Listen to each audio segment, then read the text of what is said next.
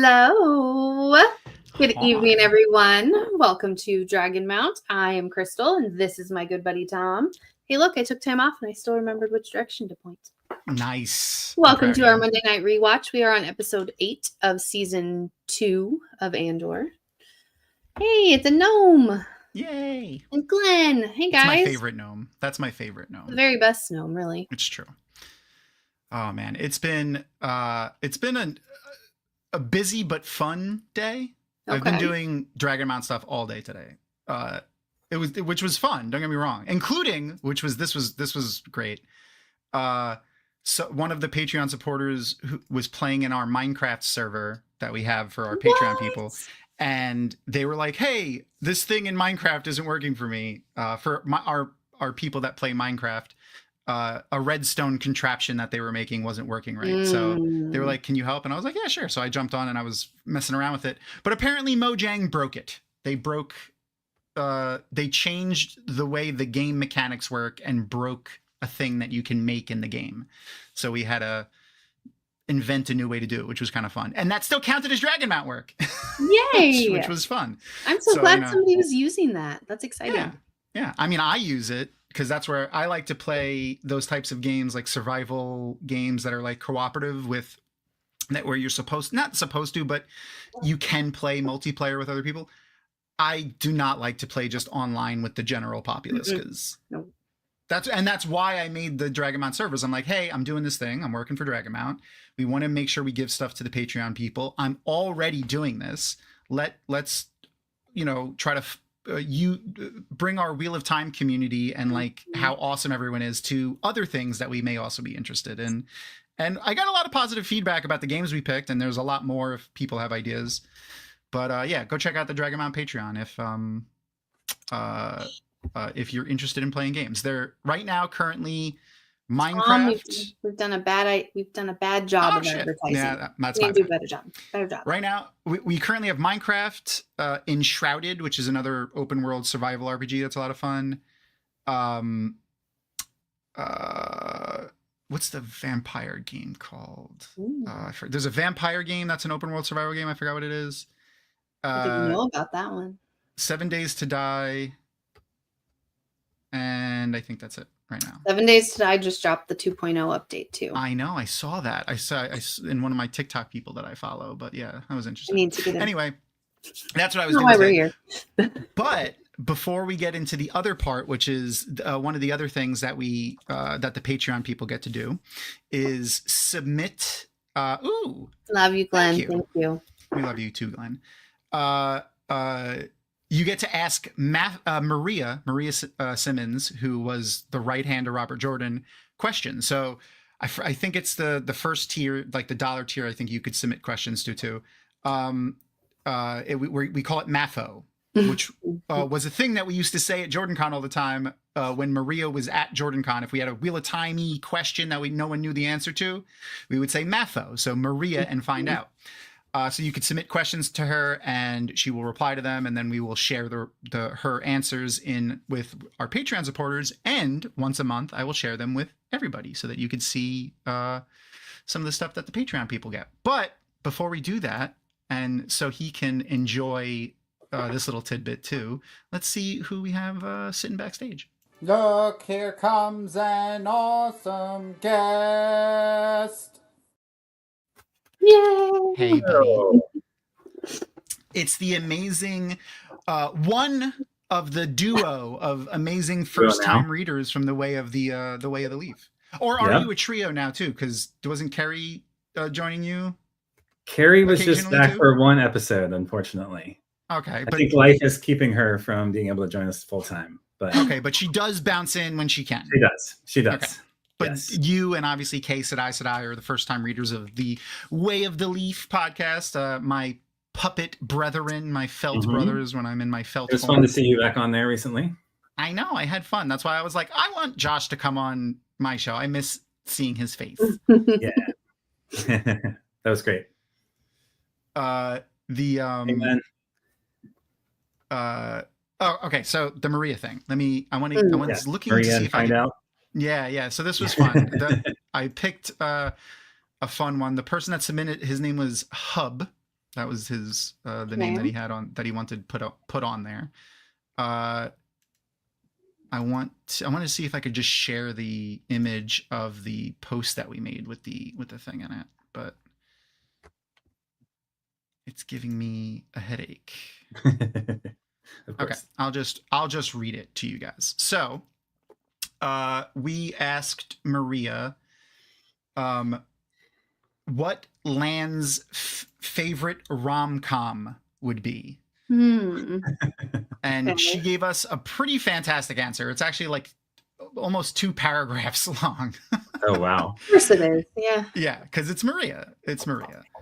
Okay, so here we go. I'm gonna try to do it justice. I can't imitate Maria, but I'll try to read her answer and give her a good voice. All right. Perfect. Lan's favorite rom-com movie would be The Princess Bride.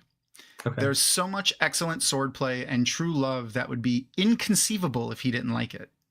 He's also a big fan of Inigo Montoya and his lengthy quest to find the man who killed his father. Yeah. Lan knows what it means to fight against all odds and those who killed one's family members, sadly.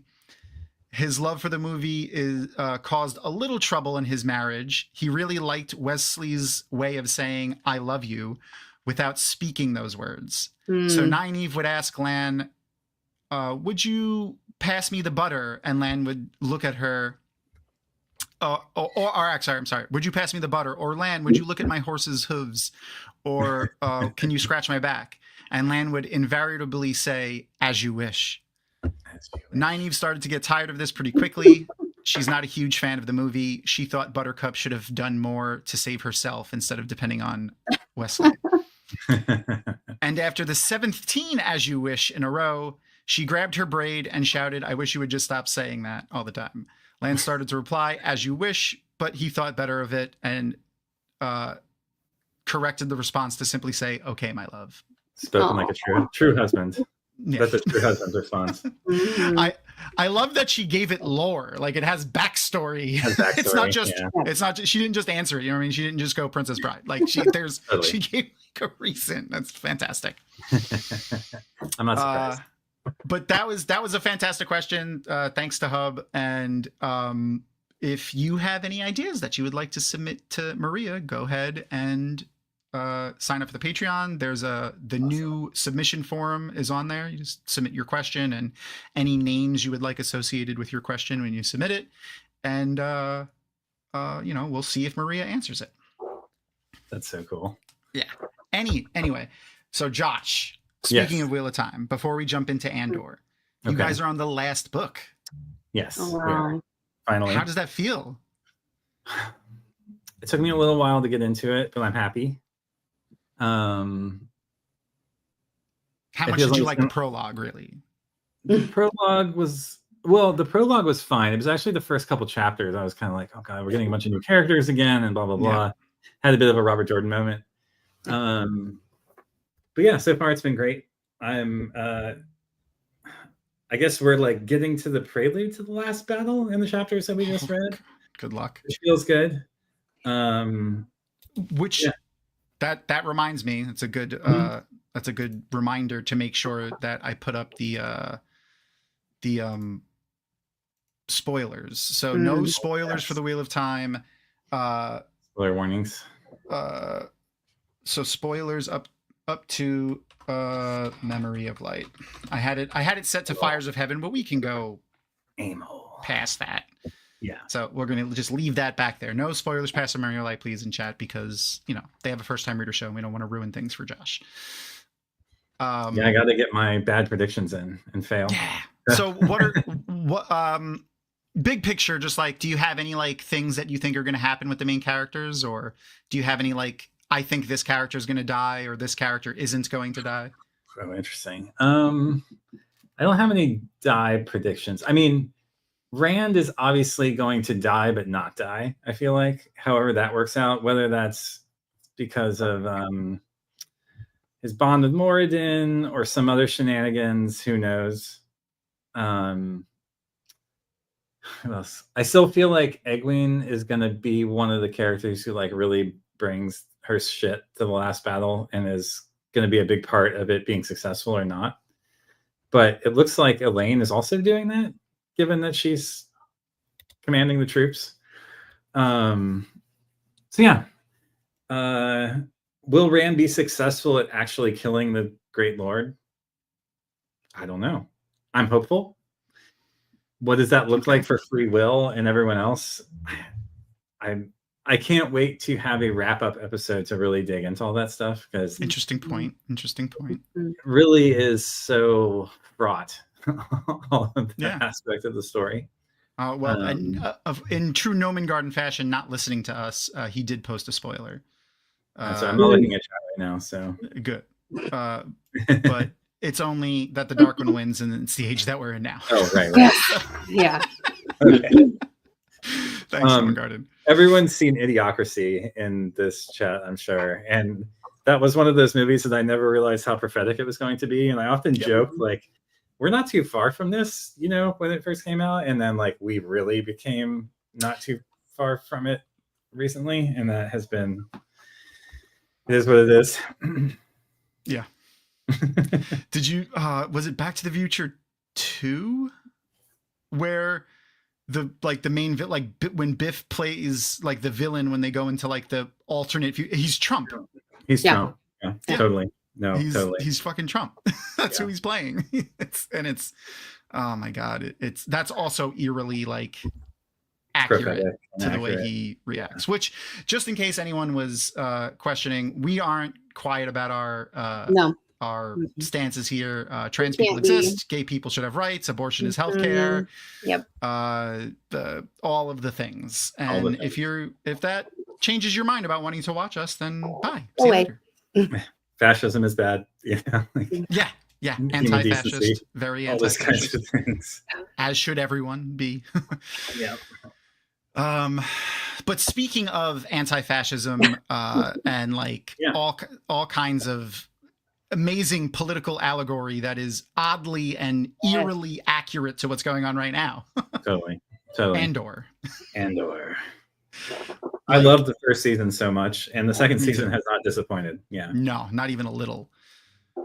The first couple of episodes was like, I mean, they filmed it and wrote it and stuff like before what was happening, but the Tony Gilroy and the writers and directors and stuff have all said that, they kind of saw the writing on the wall. They talked to political experts and stuff like that. And they did all purposefully include a lot of the themes and stuff the way they framed it in this season.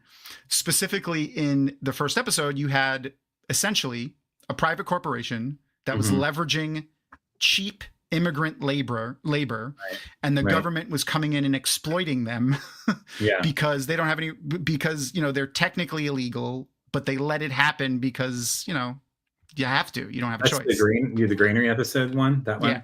Yeah. That arc. I do love how it's like the 3-episode arcs too. I think you mentioned that when we were chatting, like the 1 year passing every 3-year arc is really cool.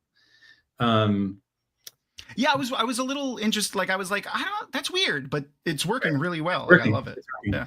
How do you feel about how the Empire is being represented in this season? Better. So the thing that I think was a problem for a long time in Star Wars is they made the villains too cool and not evil. Like they were evil and they did the evil things, but they didn't show it. And they didn't show the effects of it, really. You just that he's an emperor and he rules the galaxy, whatever. It was the cowboys and Indians kind of mentality. Space Western, I guess, would be the better, more PC way to say that. I mean, I love the bureaucratic evil. Me too. They really have. There's like a Brazil Loki kind of undertone to it as well, with like the grinding of the bureaucracy and like the kind of questionable values. Like the TVA, the TVA, exactly. Yeah, I could see that. I definitely can see that. And Brazil, I mean, the movie, the Terry Gilroy? Gilroy? Gilroy? No. Yeah, he's the showrunner or lead guy for Andor, at least. No, this is the movie Brazil from 1985. It's shit. Okay, my brain was Terry Gilliam. Yeah. Okay. Is who wrote the screenplay and produced it, directed it. Okay. But it's also like bureaucratic evil, technocracy, bureaucracy, hypersurveillance, all yeah. that kind of stuff, you know. I haven't seen that in fucking forever. De Niro was in that, right? De Niro was in that. Yeah, it's like very dystopian. And I think Loki, the TVA, is very much based on that, like very much inspired by that film. Okay. The other thing is, and I've said it a million times, is that we're seeing things on I was describing it as a micro scale, right, where like the trilogies and the episode movies, like episode 1, 2, 3, 4, 5, 6, 7, 8, 9, are more macro scale. Like we're seeing large space battles for the galaxy, and like, you know, we're not getting down on a planet and seeing what's happening to a small family in a farming community and things like that. Yeah, I thought that was really interesting. Is really cool. I just watched the Deep Space Nine documentary where they went into great detail about like how Deep Space Nine kind of broke with the mold of Star Trek. And a lot of people disliked it because it was like not a spaceship adventuring into the beyond, right? And I feel like there's a similar kind of thing going on here where the drilling down and like the human depth and the interrelationship stuff really becomes paramount to what the meaning and like the mission of the entertainment is, as opposed to, like you're saying, these macro scale, like especially this last political. 2 groups of episodes, like so the episode drops, like you said, just in case. I mean, if you're watching a rewatch of the show, it would be odd, but I've not watched all of it yet. I am on this episode, so that's fair. I mean, like you would know by episode 9 how they're releasing them. They're dropping them in batches of 3 with it basically a year passing in between each batch of 3. But the last 2 batches of episodes that come out, the last like 6 episodes, are where the first 6, they kind of are going all over the place. Like a lot of different planets, a lot of different areas, where the last 2 sections are much more focused on Gorman. They do switch a little, like you go to Yavin and on a couple of episodes to see the rebellion base, and you go to is Yavin where they were doing so what's the fuel, the name of the fuel they were like getting high on I forgot. They made that up. They made the name of that fuel up just for that episode too, and I don't remember what it was called. But yes, I meant to like research that a bit more because that was another planet that they go to with. So that was another planet. That was what I was. That's not the one you're talking about. Okay. Yeah, no. But no. That's what I was going to say. Like they also go to that planet with Saw Gerrera, but that's it. Like they stay on those planets. Cassian's either on Coruscant or on Gorham, and the Imperials are on Gorham. We see the people on Gorham doing things, and we go to Coruscant and the planet that Saw Gerrera's on, which is escaping me right now. Saw Gerrera is who I'm thinking. That's it's the same, but it is the same planet that Leia is on in episodes 4, 5, and 6. 4, 5, and 6. Yeah, that's the same planet that the Resistance is fighting on, the First Order. Right. Oh, thank you, Noman Garden. Thank you, by the way. Yes, Gorman, Goram is Firefly. Thank you. Yeah. Another great show we should do. Watch Gorman. Yeah, I fucking loved Firefly, man. I mean, too bad Joss Whedon's a piece of shit now. I know. Well, he's always been a piece of shit, apparently, but we didn't know about it. Yeah, now we know about it. Yeah. But Firefly was fantastic. I do love that show. It's a great film, yeah. And the Serenity, the movie too, was wonderful. Serenity was good as well, yeah. There's actually a scene, and I brought it up when we were watching the episode, but I don't remember which episode it is now. But the stuff that's happening in Star Wars reminded me of the scene in Serenity when Chiwetel Ejiofor, his character is like the assassin that is chasing them, and when Nathan Fillion's character is like, you know, and you're going to have a place for yourself in this new beautiful universe that you're or galaxy that you're helping make, and he's like, no, I am a monster. And I was like, damn, like that was a great scene, but also like that's some kind of there. Yeah, what's going on here, you know, like Luthen is very much like that character. Absolutely. Where and he does personally kill people, but that, he's more big picture. Like, he's planning the killing of the right people and letting even some of his own allies die because the cause is all that matters. That's all that matters, right? Yeah. So I just thought that was an interesting juxtaposition. Funny that you brought it up.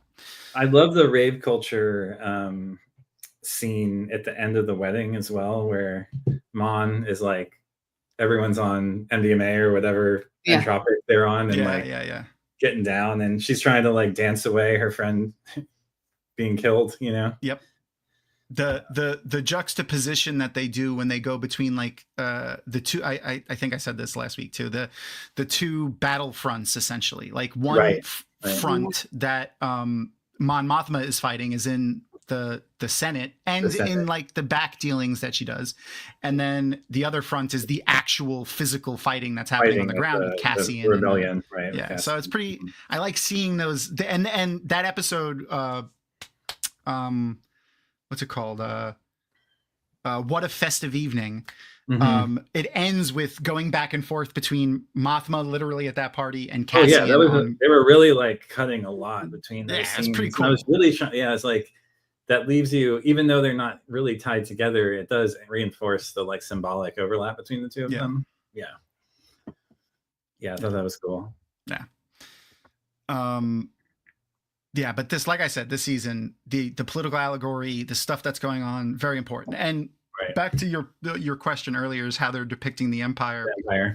I like overall how they're making the evil characters seem less cool, if you know what I mean, and more making it like you should not like these people. You know what I mean? These people are bad. Yeah. Or at least distasteful. Exactly. Like when I like, I always gravitate toward like the evil characters being more interesting because sometimes they're just crazy, sometimes they're just insane, sometimes they're the Joker and they just want to burn the world, and that's interesting to watch in a movie. Not in real life though, please. Not in real life, please. No, not in real life. But that's my only reason for like, Darth Vader, he's cool. The Emperor is too cool.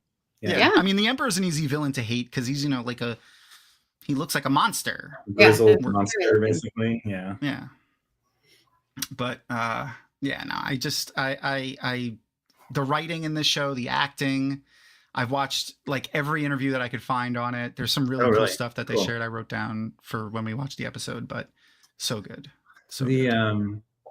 Even season 1, I felt like it was one of the best written of all of the Star Wars shows. It was pretty clear from the beginning that it was absolutely really well considered. And I mean, Mandalorian is like, I feel like maybe overall the best of them, and that's maybe contentious, but it's a personal thing. I like Mandalorian a lot too, but I love the old school samurai movies, which is what Westerns are based on, which is what Mandalorian is based on. So, and I have my 3 kids all like go nuts for Mando, so that's awesome. I guess I have some reinforcement coming at me from the other side. Nice.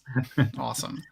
Do they all want to be Mandalorians? Do they want armor? And no, they don't get, like, we talk more about the philosophical and political and sociological implications of the stuff than we do. Of course they they're do. Not fighting. Of course they do. Of course your kids. I mean, they have lightsabers. Don't get me wrong, but that's fantastic. Do they also have their own little beanies to keep their brains inside their head because they might blow out? I mean, my son has picked out a hat recently, but it's a brimmed hat. It's a okay.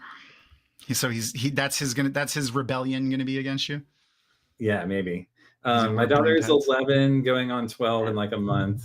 I have an 8-year-old son and a 5-year-old son. So that's cool. That's man. busy. That's busy. Yeah, that is busy. Thankfully, I only have him half time, so I still have an adult life too. But I have one 3-year-old, and he's a lot. He's a lot. You have like 40 children. I do. You're a teacher. Yeah, you also have a lot. True. This is true. I do have all my proxy children. Yeah.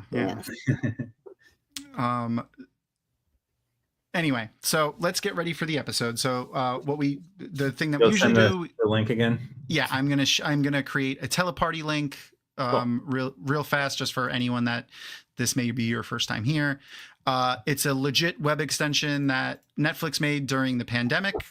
It's free, and it works real well for doing watch parties like this.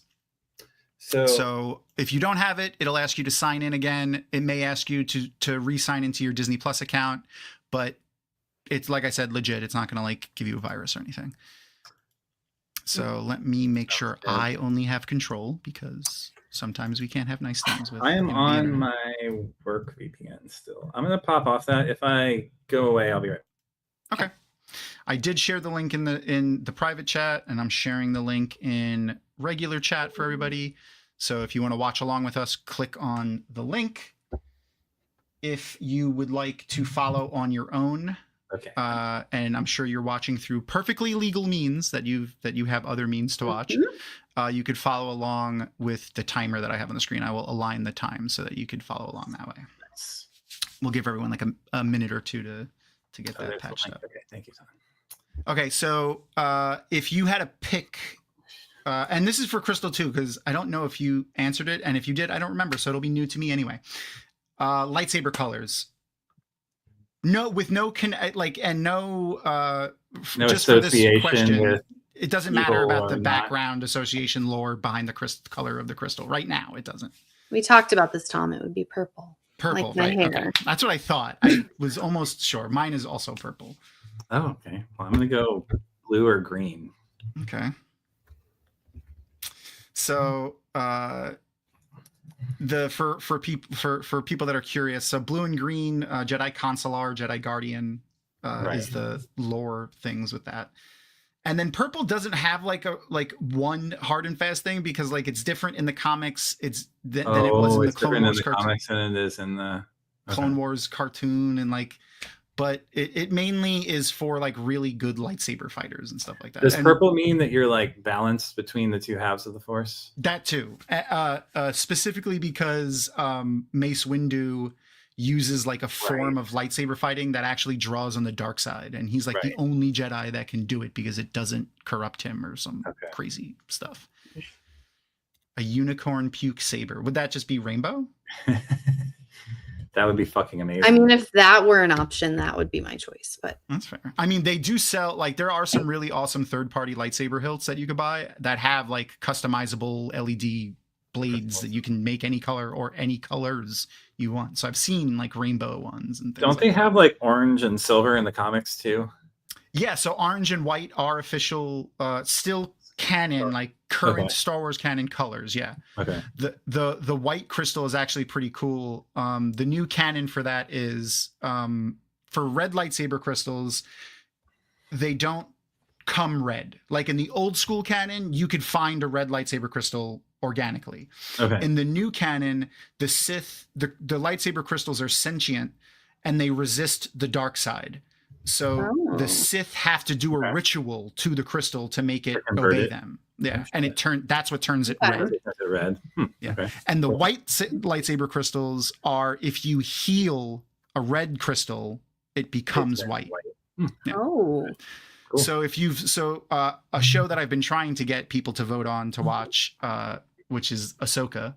I loved Ahsoka. Oh, me too. Her lightsabers are white, and that is because they are Asajj Ventress's lightsabers that she healed from being red, which is pretty cool. That's cool.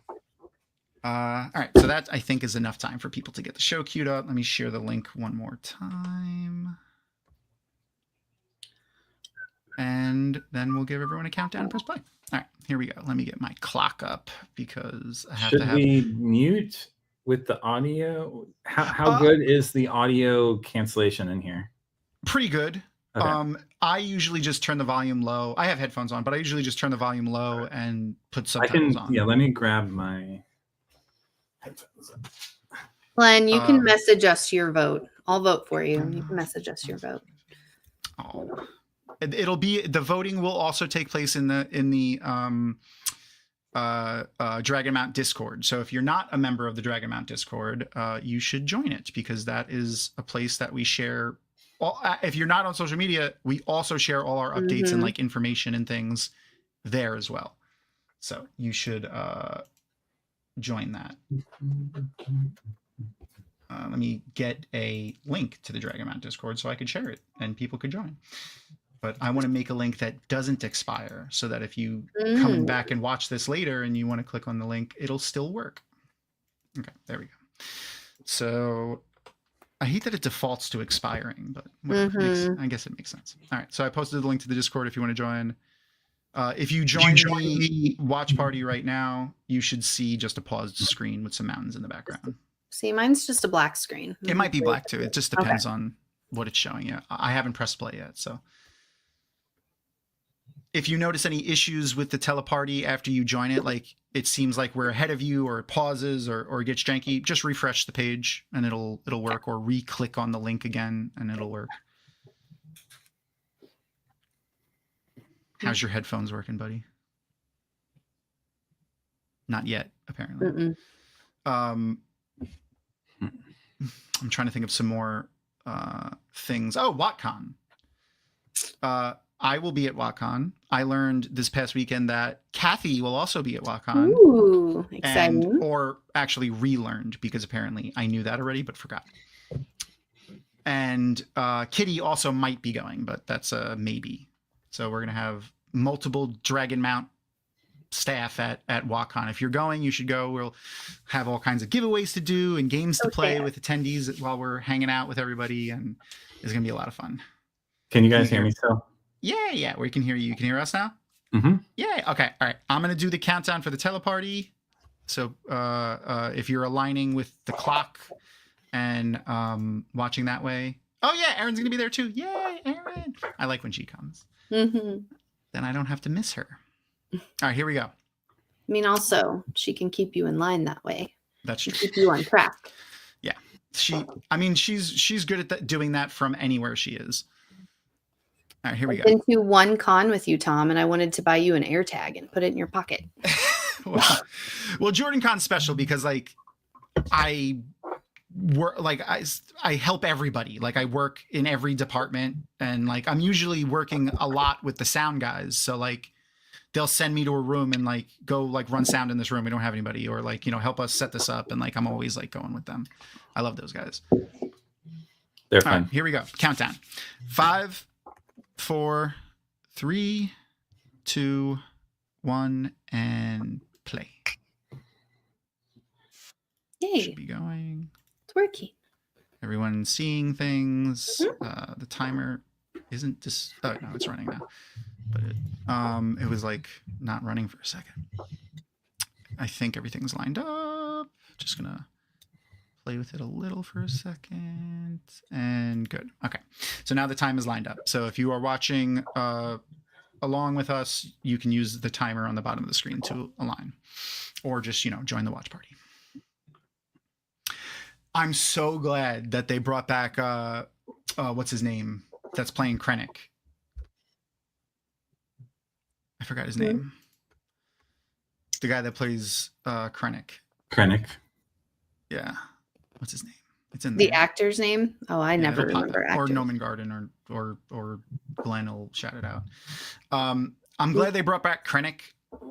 I think in Rogue One, he kind of got treated like the Whitecloaks in the Wheel of Time books. Yeah. Like he was like a buffoon. Like he was like, you know, he was failing constantly, and like he always Ben Mendelsohn. Yeah, I love him. He was failing constantly, and like, you know, he just and his evilness didn't come through.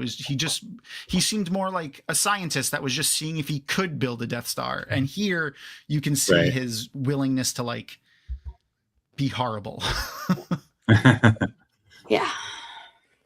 I'm a deep sleeper. Oh, fucking this dude. I love this dude too. The guy that plays the ISB. All of the stuff in the ISB has been really interesting. It has been. Agreed. Seeing like this other kind of shadow government, all like kind of going on in the background, especially like the interplay between everybody. Like everyone's always at each other's throats and like trying to like, you know, it's like the Forsaken. It's a lot like the Forsaken. It's like the Forsaken, yeah. Yeah. Which is always the problem with evil, they never work well together. Almost like they're not trustworthy or something. Who would have thought? Who would have thunk? So much in this episode too. So another thing that happens in this episode is, and I didn't know this. Diego Luna actually mentioned it in an interview. This is a retcon of how Cassian met K2SO. Okay. Alan Tudyk, the droid that. The droid. Yeah. In the comic book, he kind of just runs into him on a planet while they're doing a mission, and they end up trying to reprogram him. And like, it's a little comical in that, like, they partially reprogram him for a little while. So like every now and then he tries to detain them and kill them, and then he stops. Okay. And then like partway through the comic, they reprogram him a little more. Like it's like he still has 37% of his original programming. Okay, he has 8% of his original programming. And then they changed it. Is that why he glitches like he does? Yeah. Okay. That's why he's a little glitchy. He maintained a small percentage of his original programming, which is why he's like so dark. Like he has like the dark humor, and he's also like okay with just like being horrible. Horrible. Because he still has a little bit of the Empire's programming in there. Okay. Oh man, there's so in the past episode, in 2 episodes ago, when Bix hooked up the evil doctor to the brain machine. Mm-hmm. You know what I'm talking about? Mm-hmm. Yeah. That was in that episode, actually. What a Festive Evening. There was a really interesting thing that Tony Gilroy talked about that I didn't notice until I went back and watched it. He's carrying, and I have a picture, a cupcake. What? Yeah. Really? Huh. I didn't notice it. And he said that they did that because they wanted to like juxtapose like the viewer feeling sorry for him a little bit, or like seeing themselves in him a little bit, like maybe he just came from a birthday, or maybe it's his birthday. Here, here's the image of the cupcake. Oh my gosh, so yeah. They described it as a festive cupcake. So he's walking in with it. You could see him holding it. And then the only other shot we get of it is right here. That's right as Bix walks in and puts him in the chair and stuff. But it was very important to Tony Gilroy, the cupcake. He fought to keep it in, apparently. To keep it in there. They were like, why is he carrying this cupcake? And he had to fight the studio executives to keep it in. Dr. Gorst, or Gorst. Yeah, Gorst, his name. That's a evil name, I feel like. You know what I mean? Gorst. Yeah. What are your guys, and chat too, both of your thoughts on this relationship with Dedra and Cyril? I don't really understand it. The like turn the lights out scene when they had the 1 hour with no joy at all. Mm-hmm.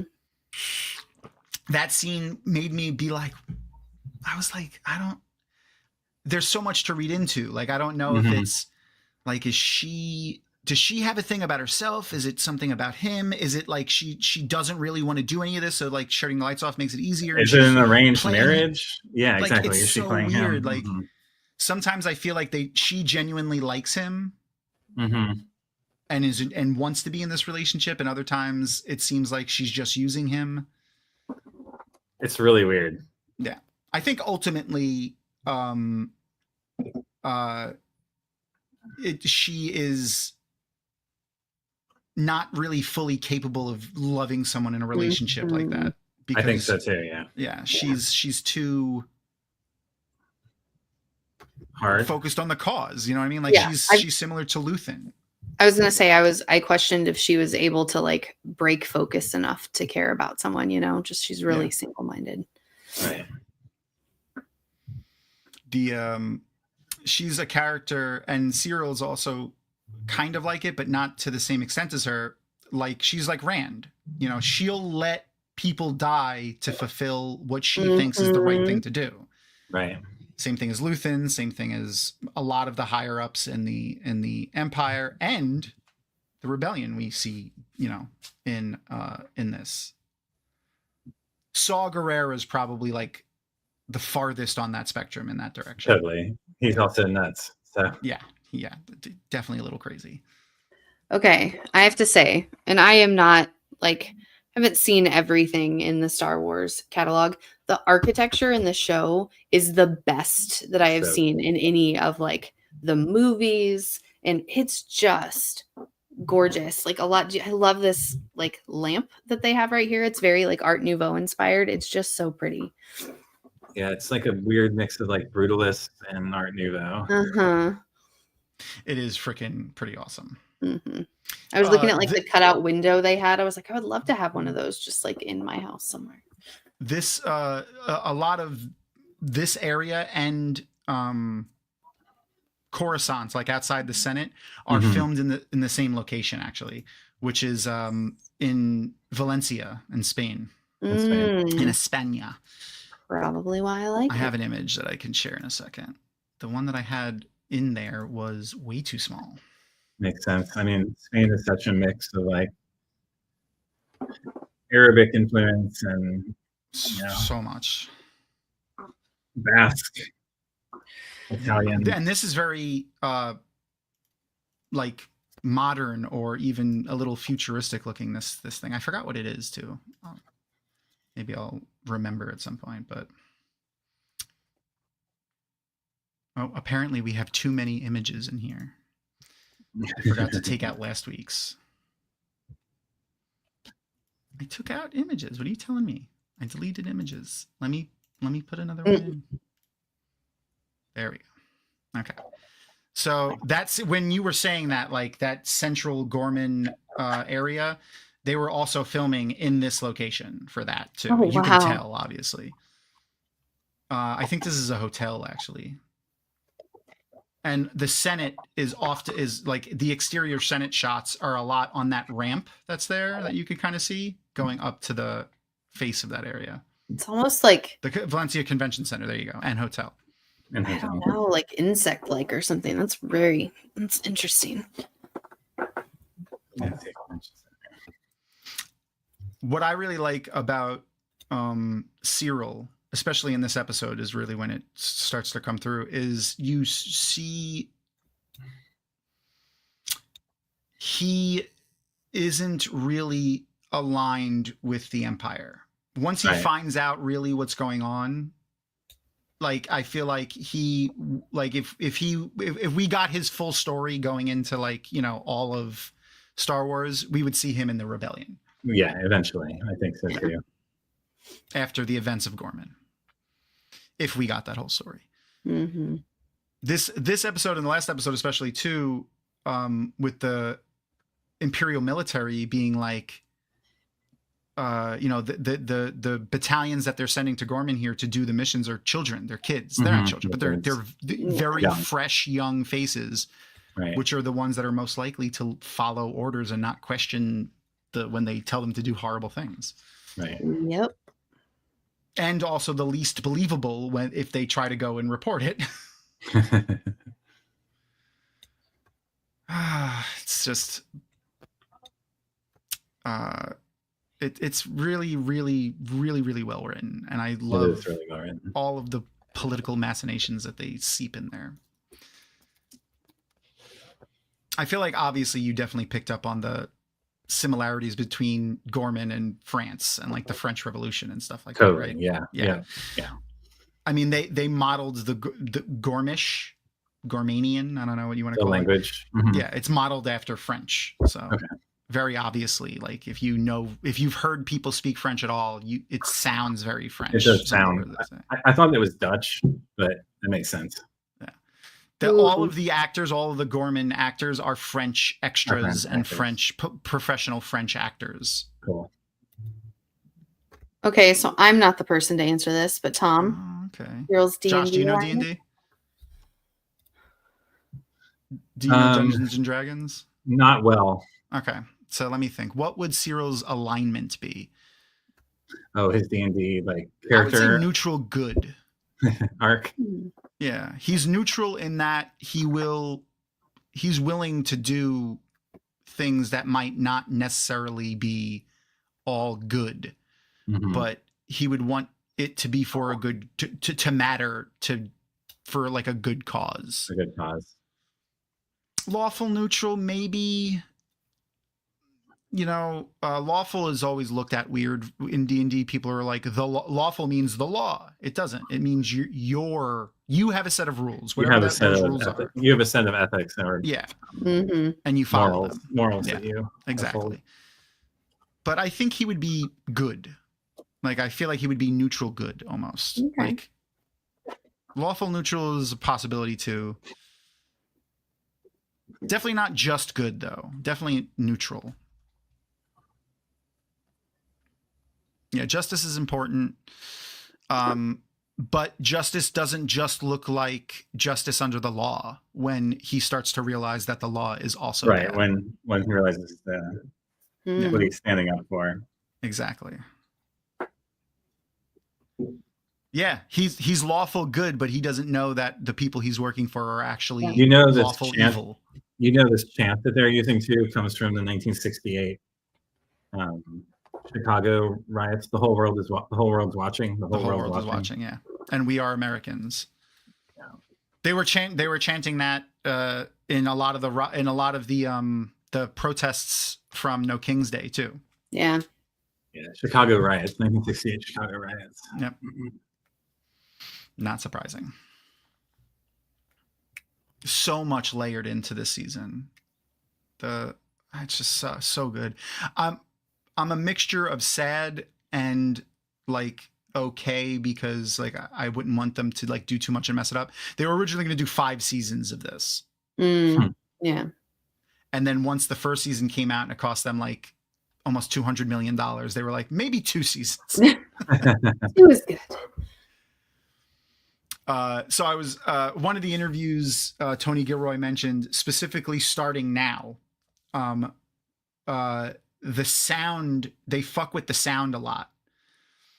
They dial up the chanting in some areas. They pepper in screaming in like really low volume that you can't really hear, but it's enough to like trigger anxiety.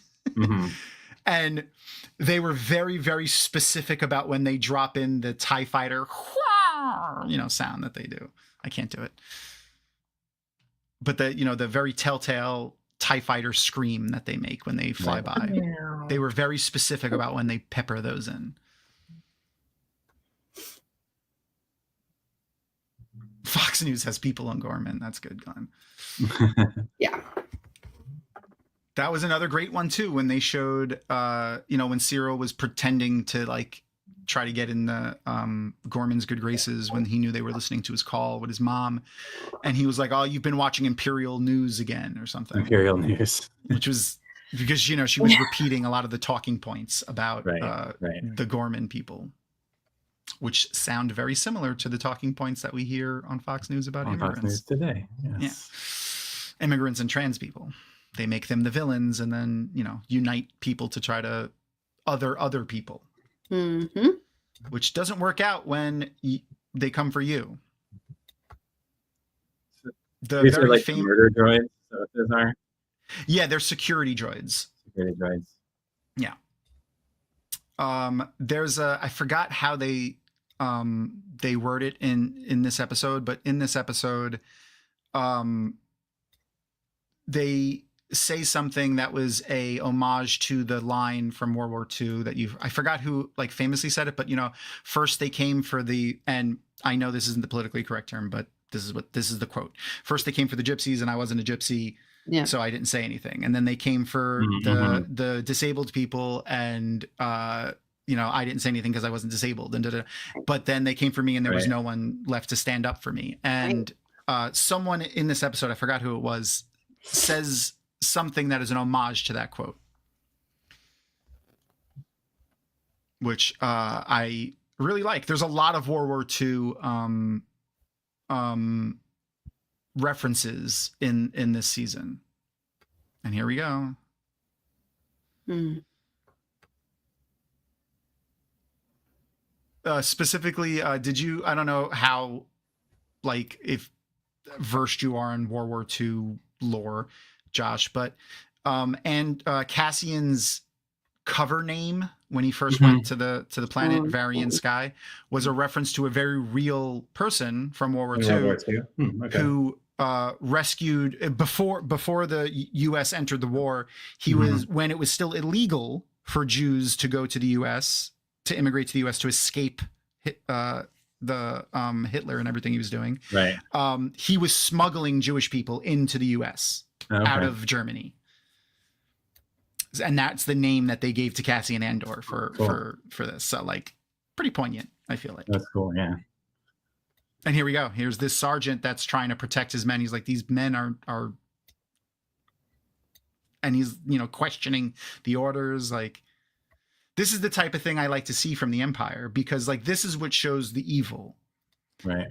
Like, they've mentioned that the Empire did all these horrible things, even in the original trilogy, but people still were like, oh no, the Empire's awesome, you know, because they're cool and they have cool ships and they have a Death Star and Darth Vader and things. But seeing these military people giving the orders to do the horrible things that they did, you can't romanticize any of this.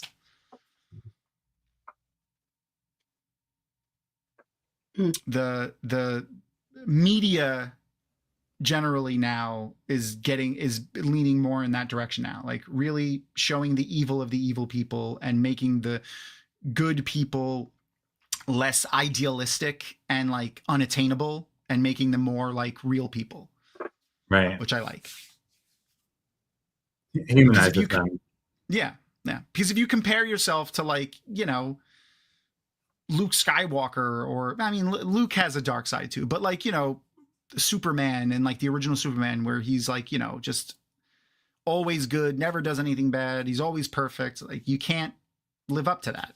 But these real characters that have dirt and Glenn, so do I. This was probably one of my favorite parts of this. Oh, the music. It reminded me of Josh, did you watch all of season 3 of Wheel of Time?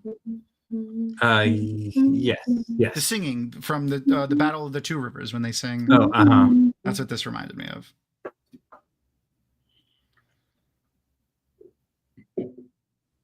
Similarly unifying, but for, you know, different purposes. Yeah.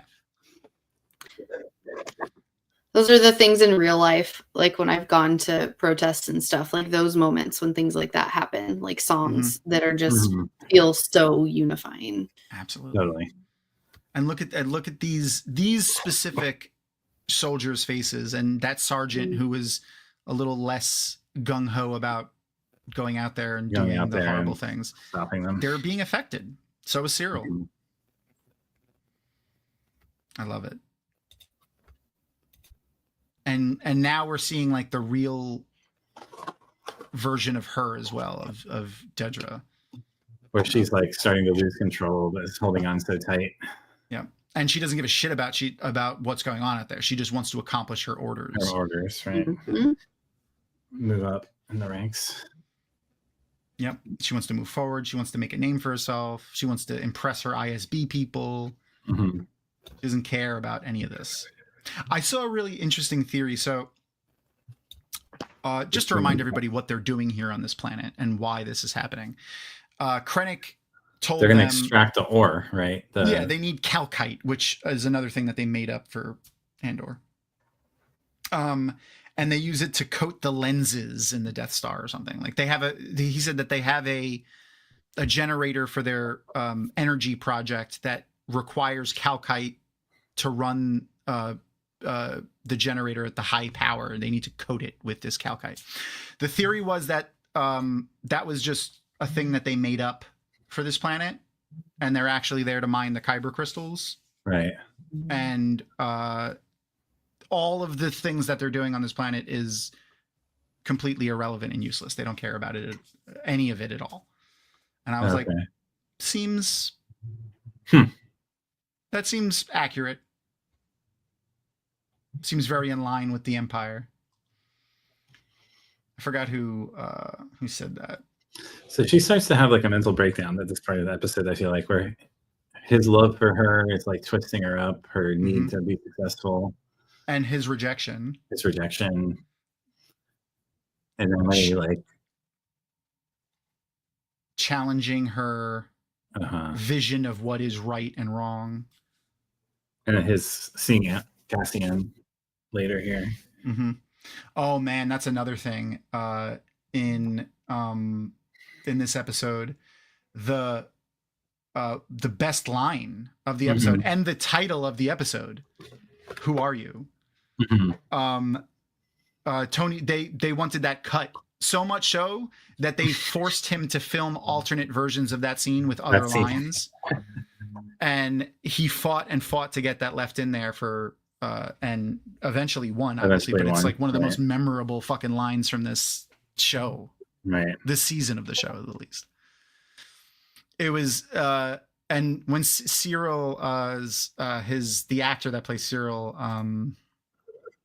Kyle Solar, when he did an interview talking about it, he said that this was Cyril's death. Right. Like that moment was when he died. That was the end of his arc. When Cassian, after this obsession with Cassian and all comes to a thing, and Cassian just looks at him and goes, "Who are you?" Yeah. So good. And Diego Luna said that it was very hard for him to do. Like they had to take many, many takes to make it believable and make him make Cassian feel it. Like I have no earthly idea who you are. Because he knows all of the stuff that Cyril has been doing in the background. So it was hard for him to do that to Cyril's character, even though he's, a villain, which I liked. If you have a chance, even if you don't like Jimmy Kimmel Live, Diego Luna hosted it a couple of days ago, like himself. And it was a really interesting episode of that. You should check it out if you have Peacock, I think it's on, or Paramount, one of those two. They talked about Andor a bunch, and he also interviewed, I forgot who was on with him. Let me look it up real quick because it was a good interview.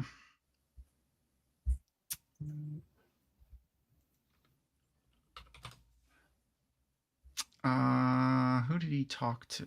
He talked about authoritarianism a bunch. Oh, on the Jimmy Kimmel? Which was, on the Jimmy Kimmel thing, which was, poignant. Oh, Charlize Theron was his guest. And I love Charlize Theron. Look at this fucking sergeant. Some of the men are pretty gung-ho, and then some of them you could see backing down or unsure. I wish we saw more of that with the police at this past protests. Too many of them were not. I was really hoping for like a lot of the cops to just turn around and join the protesters. Like I was hoping for that to happen. That happened in a couple of spots. Couple places, yeah. But not to the... Not enough. Not enough. I was hoping for more.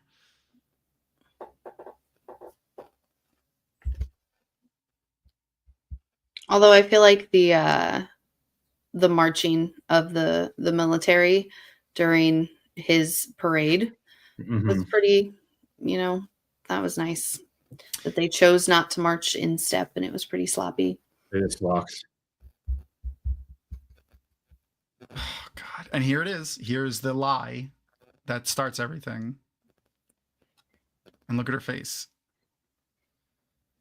I don't think she cares. I think the only thing she's really worried about is, Cyril. Losing Cyril. Yeah. She doesn't give a shit. Here comes the screaming TIE fighters again.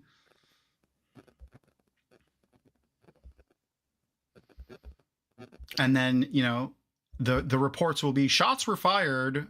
It's unknown, where the gunman was, but shots were fired on the Imperials first. And that's going to be the report on the Imperial news station. And it was an Imperial sniper that shot that guy.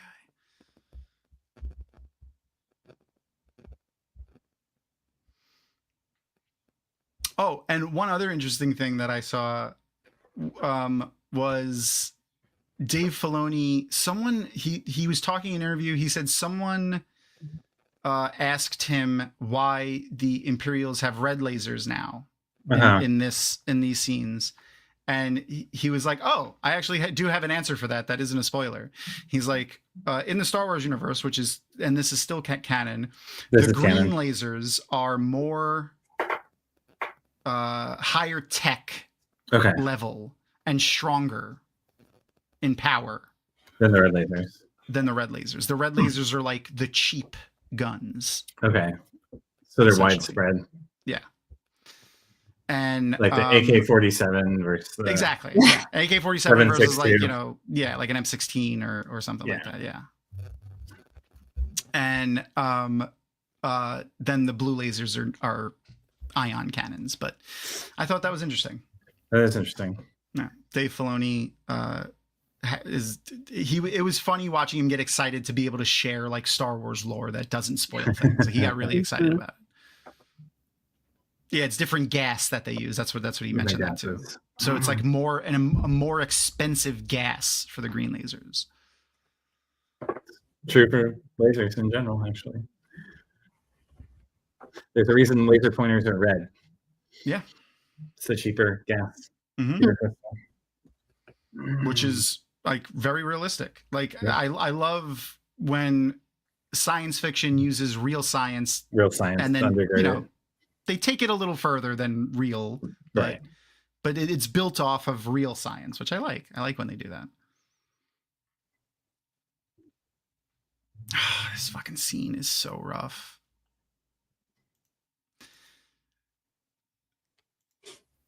Very, very poignant. I feel like they made sure to bring the stormtroopers in there to show the official Empire doing shit. There's also really good behind the scenes footage of this from on the Star Wars YouTube page. I'm going to share a link in a second. I don't know if you could still watch it on their page, but you could still watch it on Reddit, which is where I'm going to share this link to. And you should check out this video after our show. But it's all behind the scenes of like the stuntmen filming this. Oh, cool. And it was really interesting. So much going on. Like I couldn't imagine being the set manager, like the project manager of like managing all the stunt people and all of the special effects, like the explosions and the fire and the toppling architecture and things like that. Must have been crazy. A lot going on for sure. Yeah. I love this Butler. bellhop or teller. Yeah. I have to walk away just for a second to get my kids to go to bed. 1 sec. Sure, no problem. I'll bring you back in when you pop over. Children always take precedent. You know,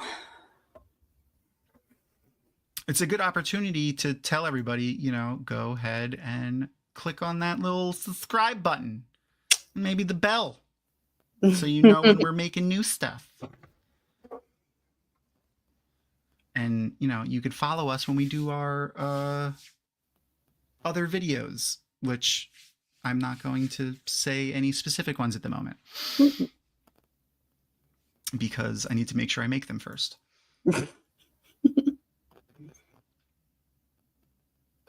Action figures for the... Oh, that's funny. Yeah, like they did with... Oh, shit, what's his name? Oh, shit, I can't remember his name. Like the guy in The Empire Strikes Back that's running with the ice cream maker. He's just like an iconic... character. They gave him a name. He doesn't have a name, but they gave him one. And like he was just a background character. This guy's a little bit more than a background character, but is similar feel, like, you know, awesome background character that ended up being really like a fan favorite was that bellhop guy. Oh, fuck, that was rough. Yep. And then that guy's like, you know, the one that's truly evil, like I'll get an image of the Wilro. That's his name. Wilro Hood. Grabbing an image for you guys of the guy running with the ice cream maker. This was just gut-wrenching. It was awful. And I think like the end of this season has been harder for me to watch just given our current political climate. Like I just am so much more sensitive to this type of content. I stay informed, but I don't watch the news because the things that happen in the world are hard to see. Welcome back, Josh. Yes, welcome back. Thank you. You mean someday you can just go tell them to go to bed and they will? Because I don't live that life. No, that's not. Yeah, I mean, especially if you have an older girl, she's very helpful. No, just a boy.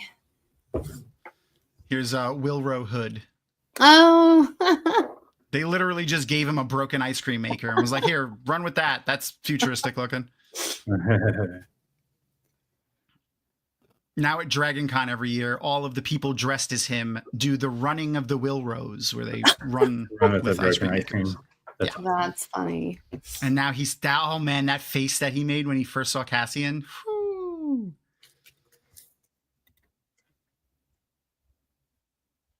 You know, like for Cyril, Cassian is like the embodiment of everything bad that's happened to him from the beginning, from the beginning of season 1.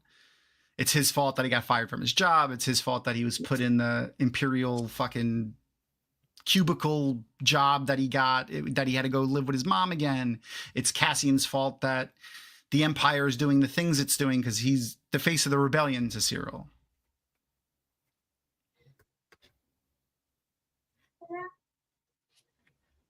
And I think it really speaks to Cyril's character. Oh, hey, buddy. Oh, he can't hear us. Oh, so cute. Well, bring it in here. I'll help you. Aw. He's cute. I was like, hey, he can't hear us. He can't hear us. Yeah. It speaks to Cyril's character that I feel like he wasn't going to kill Cassian at the end. Like when he realized, you know, when after he hit rock bottom, really is what helped him realize it.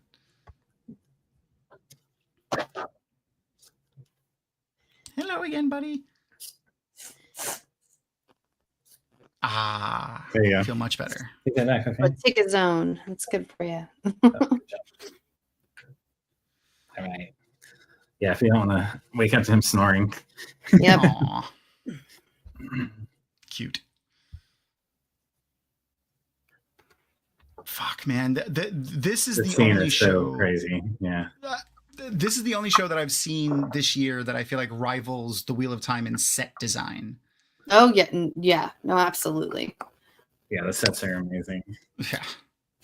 Mainly because, like, obviously they're beautiful, but also they're physical sets. They built a lot of physical sets. Real I mean, don't get me wrong, there's a bunch of CG too, but most of it is actual practical sets that they built. And, oh man, this is it.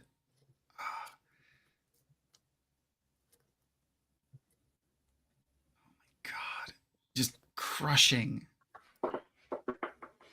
Oh, fuck.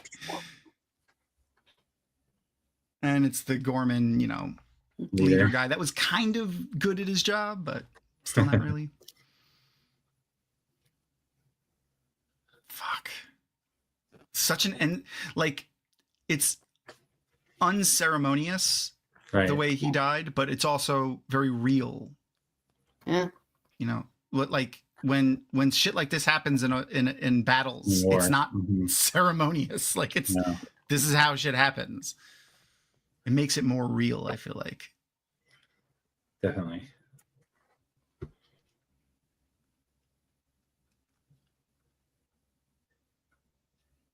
Oh God, she plays such a good villain.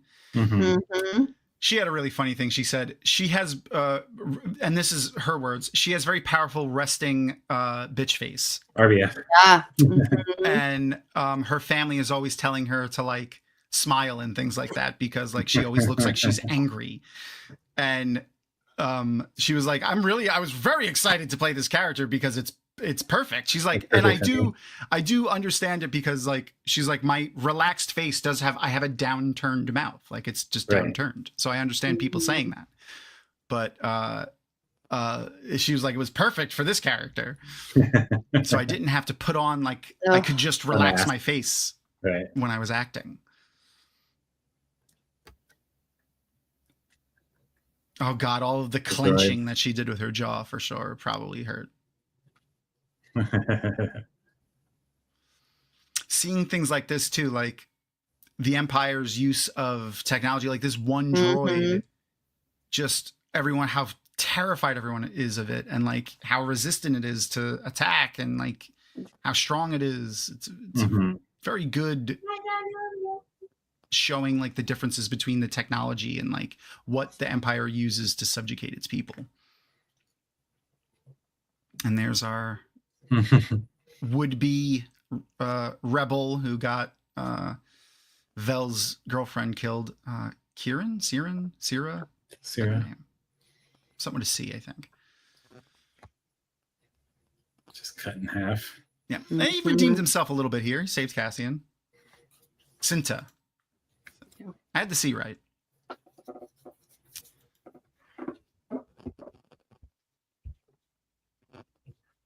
Yeah, we got a bot.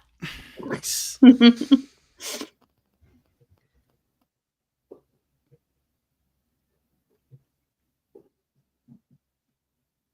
And this kid, he had a really cool scene. The scene actually that you mentioned earlier, Josh, when they were breathing in that gas. Yeah. What did it remind you of? Like, what did that make you think of?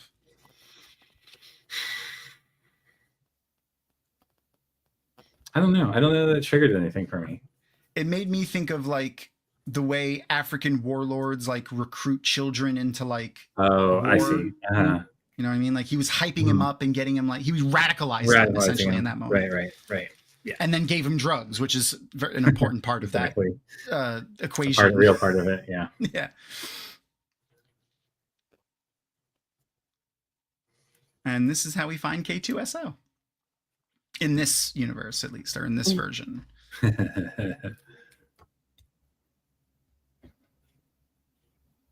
it's so good. The voice of Gorman. The cuts, the editing in this is superb. That's another thing that I feel like they should really get nominated for is editing for sure. God. The big thing that the Empire is doing to the planet, just to remind everybody, is when they're mining the planet, they know that they're going to destabilize the core. Yeah, it's going to destabilize the whole entire planet. So like, you know, not like, oh, they're going to ruin the environment for one species like that happens with, you know, with our society. They're, in the United States, yeah, the whole planet's going to be unlivable after the Empire's done here in the matter of like a few months, which is crazy to think about. That's crazy to think about. Yeah. God. And this is also this is a callback to earlier, it might have been season 1? Yeah, it was season 1 when Dr. Gorst talked about how they have like the recordings of like the final moments of that other planet. Right. As the resistance was fighting them and like they were getting killed and dying, they had a recording of it, and that's this is reminiscent to that. Yeah. They're talking right up into the point of when the Empire comes in and just takes them all out.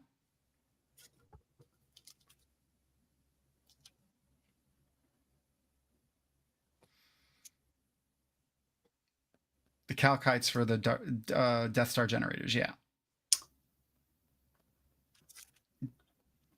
The timeline wise in the universe, this is prior to episode 4. It's prior to all of them. All of them. Okay. Yeah.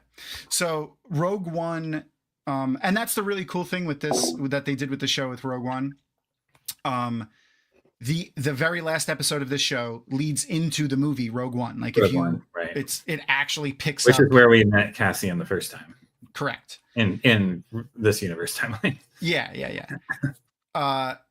Like at the end of this, in the last episode of the show, he gets the mission to go get Jyn Erso, who is the main character of Rogue One. Him and her and Cassian are the main characters. Main characters, yeah. But he gets that mission, and then 20 minutes into that movie, he shows up to rescue her. So, and then Rogue One ends with quite literally the beginning of A New Hope. Right. So Right. this is all what they call BBY, before the Battle of Yavin, which is what happens at the end of A New Hope. So there's ABY and BBY. BBY. If people are not initiated into the Star Wars nomenclature, that's how people tell time in Star Wars. Okay. Have you watched any fan edits of any Star Wars movies at all? Is that the end? Yeah, okay, that's the end. Mm-mm. There's some really amazing fan edits out there. Okay. Yeah. Didn't someone famous made one? All right. I am going to end the watch party. So if you're watching in the watch party, it's going to autoplay the next episode. Feel free to watch it. But also watch us. Don't leave. Yeah. But we will not watch next week. This next episode, because we need something to do next week. Let me get rid of our clock because we don't need that anymore either. No more need. But this episode is fucking awesome. The music was amazing. Mm-hmm. I have really no notes.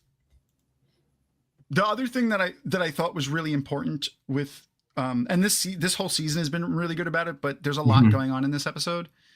I never got lost.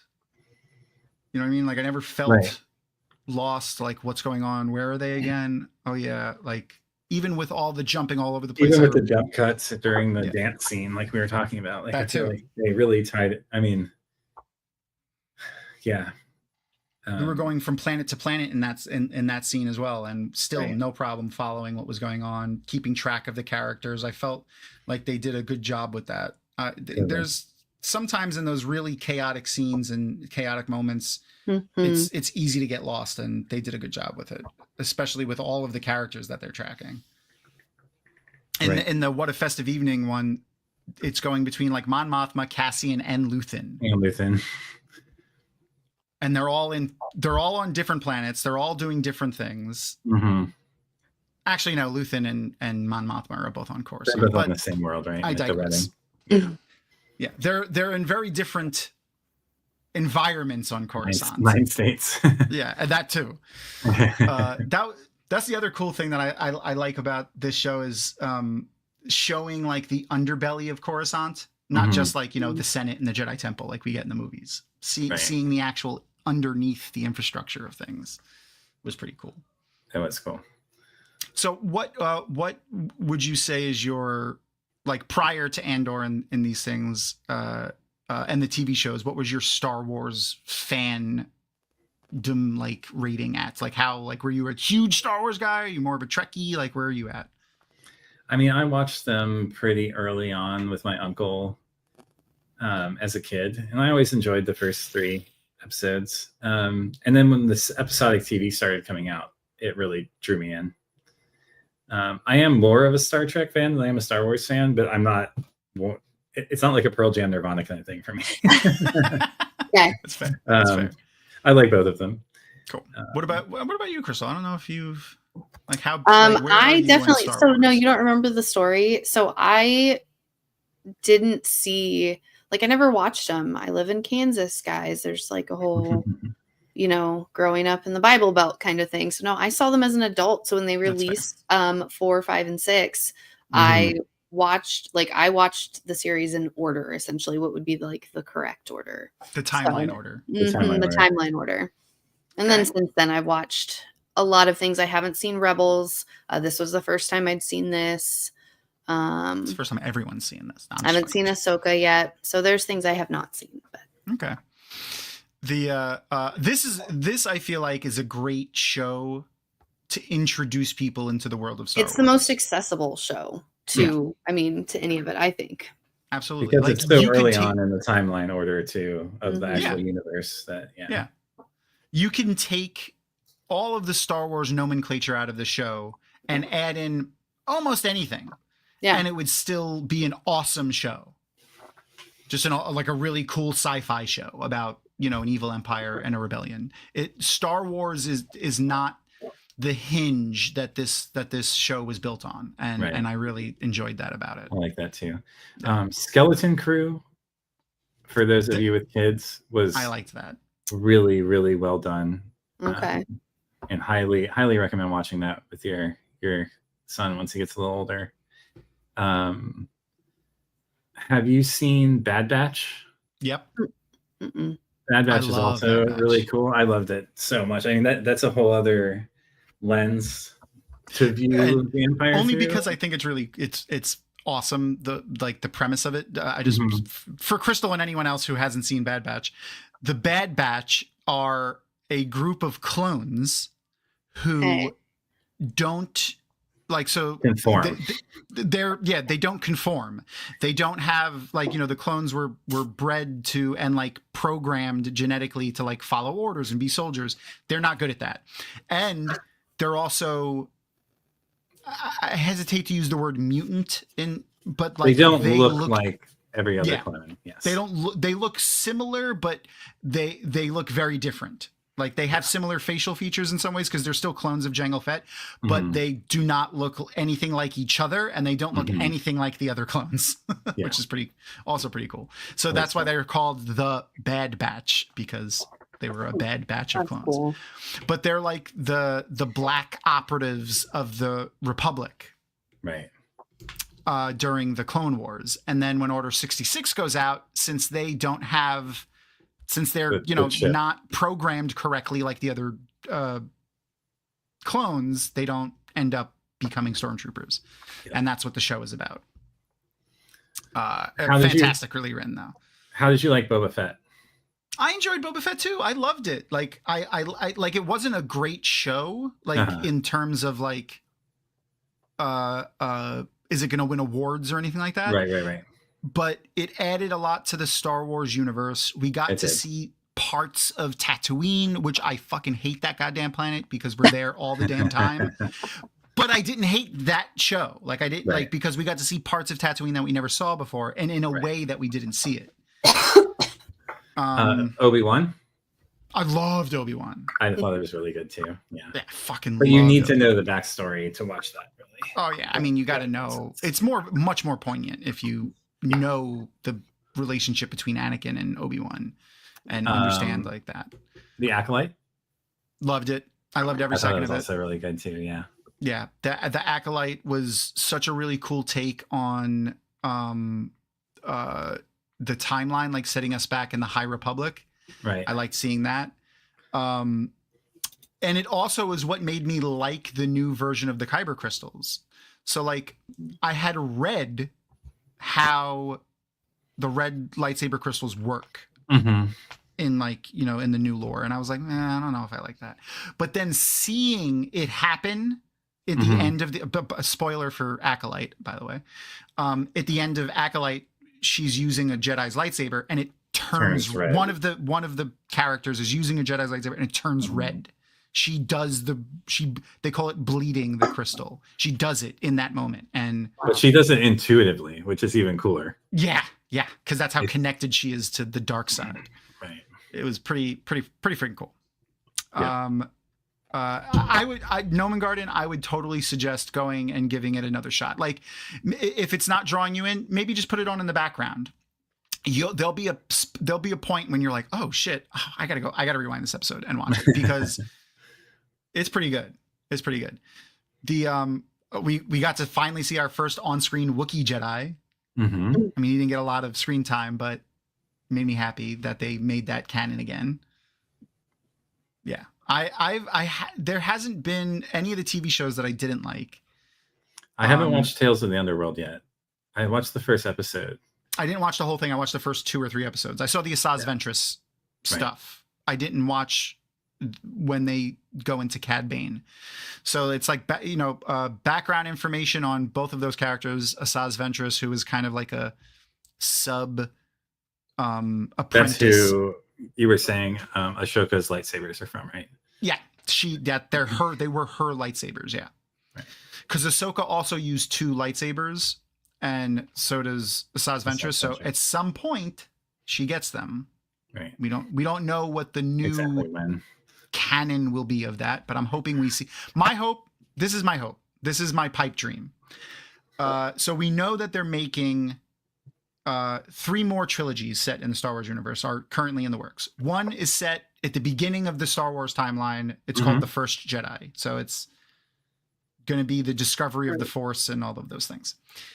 Then there's one that's taking place in the middle of the timeline that's going to marry up the Mandalorian timeline and events to the overall story. Dave Filoni is writing that. Okay. And then there's another set of movies that's coming out that's called The New Jedi Order, which takes place after all of the episodic movies and will focus around Rey rebuilding the Jedi. Oh, okay. So my hope is that Asajj Ventress and Ahsoka are still both alive, and they meet up with Rey in some form or fashion to assist in the building of this new Jedi Order. I'm not hoping that Ahsoka and Ventress become 2 of her Jedi or something, but at least she uses their knowledge and wisdom to build the new order in a way that isn't so dogmatic as the old one. That's my hope. So what is the new canon? Is it just because of the television show and Disney's acquiring it, or as opposed to the comics? Correct. So when Disney bought Star Wars, they basically said all of the books, like the novels, are no longer canon. They're right. I remember reading that. Yeah. Yeah. They moved them to legends, they call them. Okay. And they've been bringing little tidbits in here and there. Yeah. Which I like that they're doing. Did you see Ahsoka, Josh? Yeah. I love this so show. Yeah. It was Thrawn, the character Thrawn, is from the books. He was a very popular character in the books. Right. And that's where he's from. And it's like the depiction of that character is pretty spot on for the for you know how he was portrayed in the books. Very beloved character. And which is another great example of people like gravitating toward the villains because they're so cool. Like they made a really cool villain in Thrawn. He is an evil bastard though. They did a great job in the Rebels cartoon. He also popped up in that and really showing how what a bad person he was. Yeah. One of my best friends. Another great show like Avatar: The Last Airbender. It's so good because you know, as an adult, you can watch it and it's still safe for children to watch, but also like great lessons and things that happen in the shows for children, I feel like. You know, Avatar: The Last Airbender is getting a Magic the Gathering set printed soon. Kind of interesting. Oh yeah, I saw that. Yes, I did see that. Yeah, they're jumping the shark with Magic the Gathering, I feel like. Yeah, I mean, Final Fantasy is the best-selling set of all time. That's what I just saw that they did a Final Fantasy set too. I was like, what? How does this even make sense anymore? Lord of the Rings, Final Fantasy. Yeah. I saw the Lord of the Rings one. I thought that was kind of cool though, because they put out a one ring card. There was one of them for a while. And I thought that was pretty cool. And it's the only one written in Elvish. Yeah, it's the only one that's actually that the card is written in Elvish, and the other one, the ones that they released afterwards are all in English. Press Malone owns it. Yeah, he bought it from a dude for like $30,000 or something. Wow. Right? Or something like that. No, $2 million. $2 million. Oh, okay. Yes. Never mind. Damn, son. I love that Post Malone is such a nerd that he's like, yeah, whatever. I'll just go spend $2 million on this fucking card. Crazy, bro. All right. So, Josh. Yes. Before I subject you to our Inside the Dragon Event Studios interview. What chapter are you guys on tomorrow? Wednesday. When you guys read A Memory of Light. What can people look forward to? 7 through 10, I believe, tomorrow. Okay. Or so still 7 through 11. I forget which, but. Did you read them yet? Yeah. Okay. But I read them like early in the week, and I've been just kind of like, oh, I wish I could read more. How? So I'm curious. How has it? Like, are you excited? Not that the show and like your first time reader thing is coming to an end, but like you're gonna be able to finish the series that you haven't been able to like just sit and read. You know what I mean? Yeah. Like, I mean, I'm gonna take a break before rereading it. Okay. But are you going to go back and reread it and just read it at a normal pace? Possibly. I mean, I've read Discworld more than once, all of them. So I imagine I'll make it back here eventually. Okay. Okay. I just look forward to like being able to talk more in detail and have a sense of what closure ends up coming, you know? Okay. I personally, and again, no spoilers, I personally like the way it ended. I like the way the book ended, the way whatever all of the storylines that do end. I like the way they wrap them up. Very little notes do I have on the ending of the Wheel of Time. When you do finish it, I would also suggest there's a really cool and if other people may not know this, it's not like it wasn't a huge popular book when it came out. Brandon Sanderson wrote in a what's it called? The word is anthology. Okay. Where a bunch of authors get together and write, they put stories together for a thing. If people don't know what that is. Brandon Sanderson participated in one. It was called Unfettered. And in it is a cut Wheel of Time, A Memory of Light specifically chapter. Okay. It doesn't really have a place in the lore or the timeline. In the book because when it was cut specifically for a character. It's a big character, the focus point of the POV of the chapter, and they completely changed like where he is and like his entire arc in the last book.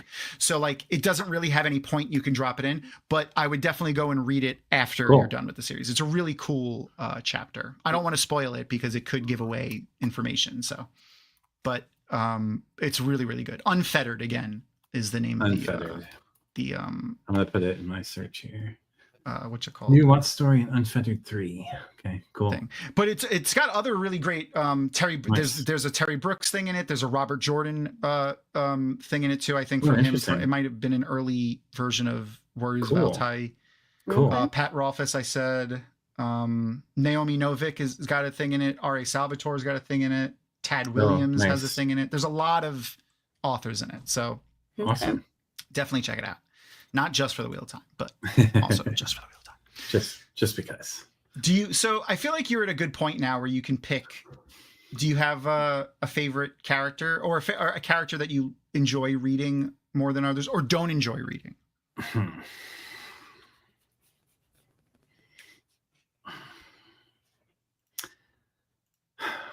I've gone back and forth a lot. I do like Rand. I like reading Rand. I don't know. Matt is just such a cop-out to choose. Yeah, it's true. I do like that I feel like Robert Jordan writes himself in as Matt. I mean, I know you've probably been on shows when I've made that claim. That I feel like there's something special about the language and the flow, the way that you can tell the author and the character relate when he writes Matt.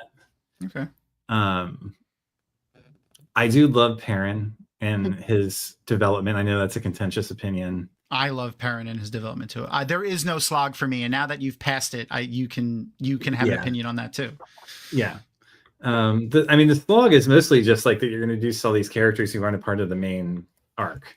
I feel like that's fair. That's the part that made it feel slow. I think in those books, it seems like Robert Jordan would have written 25 books if he could have. Oh yeah, if Tor let him. Yeah, I felt like there was this kind of divergence that happened, where it's just like, oh, we're just building this universe out. We're going sideways, not through. I don't know. I have to think about that. I don't know. I have a favorite character. They all have their own flavor, savor, as the case may be. I can see that. For sure. Like I don't. It's hard to pick a favorite of me for anything. Like a favorite movie, a favorite TV show. It's like I don't know. It depends on how I'm feeling at the moment. Oh, we have a new special guest. Hold on. There it is. It's Lanfear. It's my Aw. kitty. She came Aw. to join us. Her bed is literally right here. It's like Nice. right there. She's on like, my Dad, you're desk. keeping me up. Um, I can't. Okay, so one of the things that we've started doing at the end of the show to Mhm. to throw back to our guest at the end, because often like we don't sit and have this back and forth, Sure. afterwards, and I want to make sure that our viewers get a chance to listen to our guest and pick their brain a little bit. So I came up with a set of questions based on James Lipton's the Inside the Actor Studio, which if you haven't seen that, go and Google clips and stuff and watch them, because I have, fucking yeah. love that. There's some magic podcasters who do Inside the Grinder Studio. It's kind of a similar idea. So That's fun. So we made our own version up, and Josh has so lovingly agreed to answer our questions for us. So, oh no, but wait, hold on. We very professional around here. So let me play our clip first. Where is it? Oh no, fuck. We're very professional around here, but I didn't make a guest intro with your name in it. Well, I did, but I didn't upload it, and it's going to take too long to upload because it's a video. So I'm going to play, for editing purposes, I'm going to play the guest intro from. Do I have? I don't even know if I have last week's. Oh no, yeah, there it is. I'm going to play it from last week's, and then I'll edit in yours. But yeah. Awesome.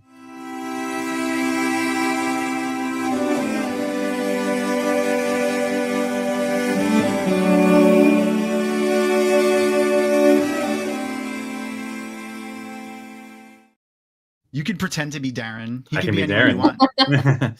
Hello. You've actually met him. He was he goes to Jordan Con all the time. He's another guest there.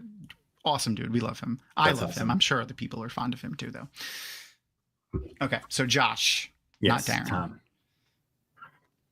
What is your favorite dinosaur?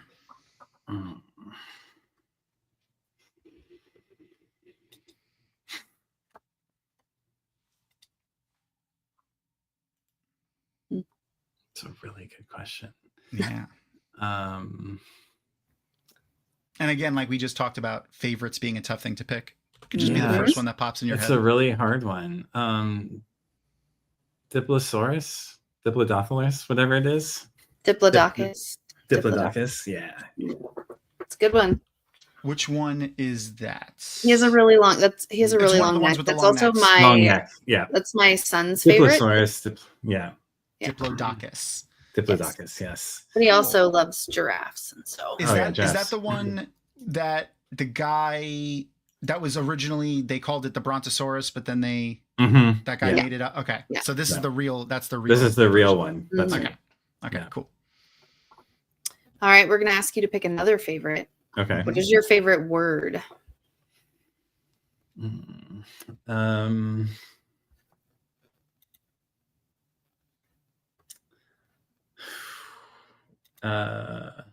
Lacuna. Okay. Lacuna. What is that word? I'm at a loss. You're gonna have to. It's the word that means like an unfulfilled space or an interval, a gap. So if you have like a missing part of a book, that's a lacuna. You could have a missing part of your body or a bone, but it's also used in philosophy. It's like the space where meaning erupts between two events in philosophy. Okay. Like continental philosophy. That's cool. I like it's what I'd have on my custom license plate if I ever had one, which I haven't. Okay. Mine, and I'm not. We'll see if anyone gets this reference, which is funny. I do have a custom license plate to Aaron's chagrin. It's TK421. TK421. We'll see if anyone knows what that's from. Josh? What is your least favorite word?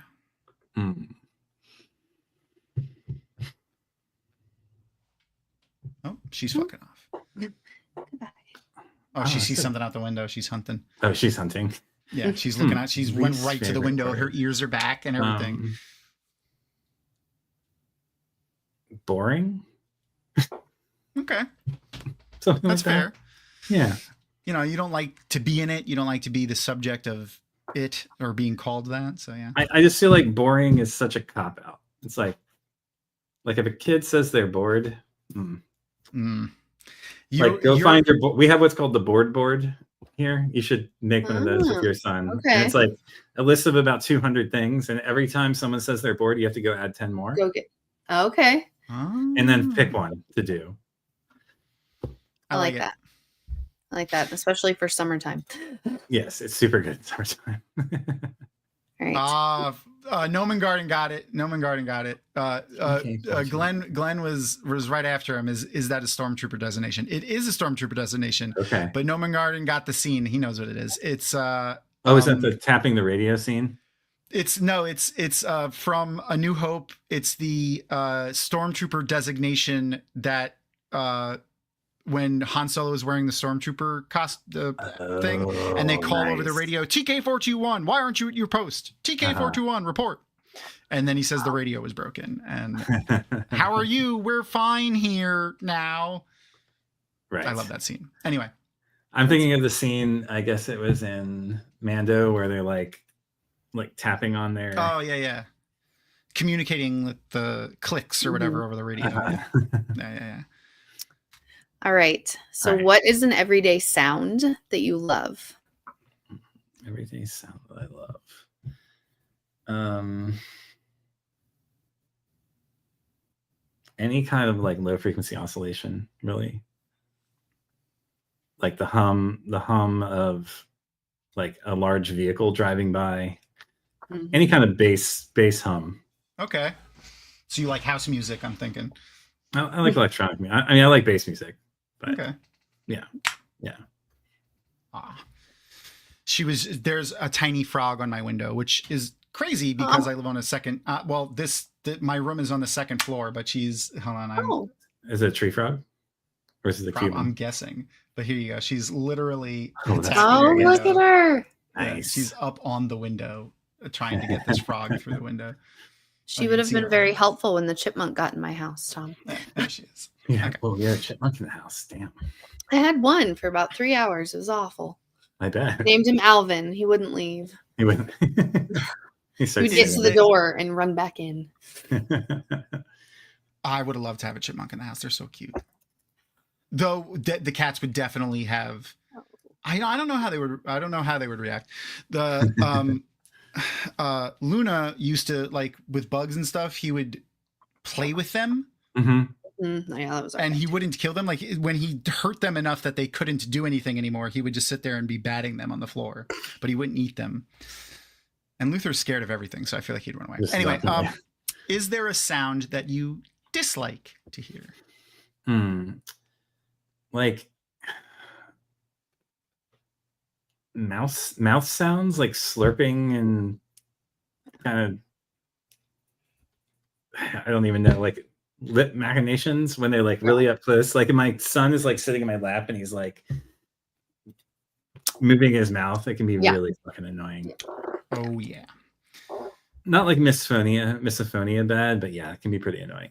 I have the misophonia is the thing where it's like when you hear that it makes you rage. Yeah, really uncomfortable rage. Yeah, that's me. Yeah. Erin knows this. She has a habit of forgetting to drink often. So she'll be sitting next to me and she'll be talking either to me or to friends or whatever, and I'll be like, take a sip of water, babe. Because like I can hear her mouth opening and closing every time she talks, and then I can't hear what the words that she's saying. Like I'm caught up on this thing. Yeah, my brain is just like so much at that sound that I don't hear the words anymore. Yeah. So I'll be like, babe, take a sip of water. That's the spicy part of your brain, Tom. Yeah, I guess so. Okay, so what is your favorite? Sorry, I think it's the last favorite.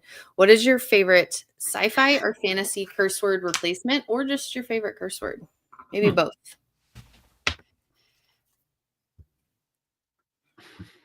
I mean, light is a pretty good curse word replacement.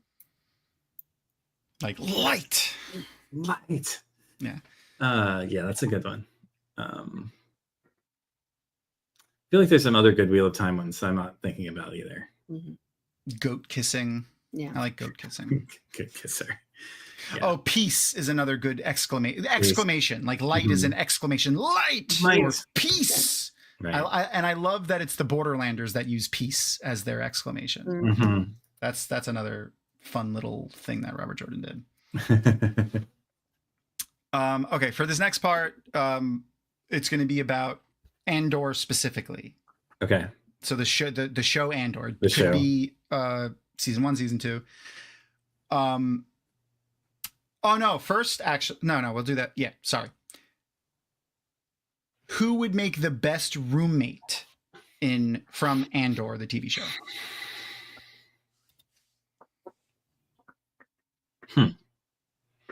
Lanfear's having a bath, apparently.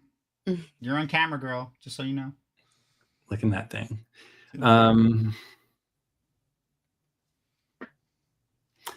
I mean, maybe Cassian. Okay. What is Luthen's the radio woman called? Oh, Carla? Cal? I don't know, but she would probably be a pretty good roommate. I mean, she's kind of like stoic and just pissy, but she'd probably stay out of your way and keep to herself. Clea. Yeah. Okay. There you go. Yeah. Thanks. Yeah. Clea. Okay. Yeah. Okay. So who would make the very worst roommate from Andor? Probably Luthen. That's fair. Yeah. Motherfucker's coming in at all hours of the night. He's got 12 different disguises and on. personas. Uh-huh. He's definitely not cleaning up after himself. Yeah. No. And then you don't know if someone's going to come and try to kill him at some point. I remembered the curse word that I was thinking of from Discworld. Crivens. Crivens. Okay. Okay. It's what the Nakmak Feegle, the little blue fairy people, say. Yeah. I haven't read fucking Discord in forever. Discworld. You've read Discord recently. I have, and that's why it's literally it's one of the 500 windows I have open right now. In your brain or on your computer? Yes. Both. Yes. The answer to that statement is yes. Oh, right. It's my turn. Okay. I was trying to remember whose turn it was. Who was and do you currently have, who was your first and do you currently have a fictional crush? So who was your first fictional crush? Could be from a book, a cartoon, a TV show, a movie, a comic book, a video game, doesn't matter. I know this one very well. Gadget. Okay. Who? Gadget from the Rescue Rangers. Oh, shit. Oh, wow. Okay. Wow. That was my first awesome. fictional crush. Yeah. Wow. That's awesome. I haven't seen that in so long. So long. I mean, I saw Gadget though not long ago at Disney. Oh, nice. Yeah, they still have like Launchpad McQuack and the Rescue Rangers, The Rescue Chip and Rangers. Dale and stuff. Oh wow, okay, that's funny. I don't know that I have a current one. Okay, I'll think about that some more.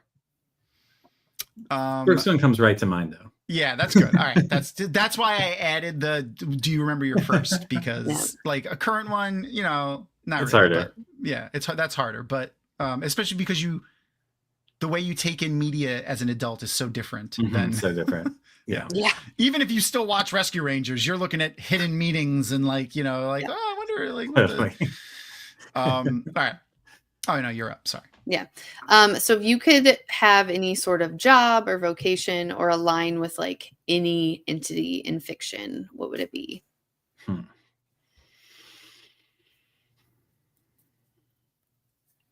that's a really good question.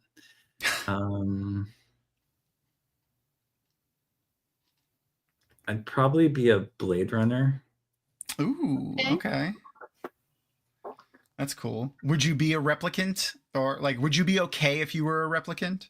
I'd probably explode when I realized it, but yes. Oh. That's very Philip K. Dick, and you like It don't is, know, it and then is. when you do, you just blow up. You know? Yep. I liked the new one that they made. Like, it was okay. 2064 or whatever. Yeah, the one with Ryan Gosling and Harrison Ford. Yeah. I think I enjoyed it more. It was honest. Yeah, yeah. I think I enjoyed it more than I would have because I watched a lot of like the press junket interviews with the two of them, and they were really, they looked like they had a good time together. Like doing it together. And their camaraderie and their back and forth in the interviews flavored my spark that viewing of it, I think. Mm-hmm. Okay. Is there a job or a group or any vocation that you would never want to be a part of in any fantasy science fiction? Okay. Or do?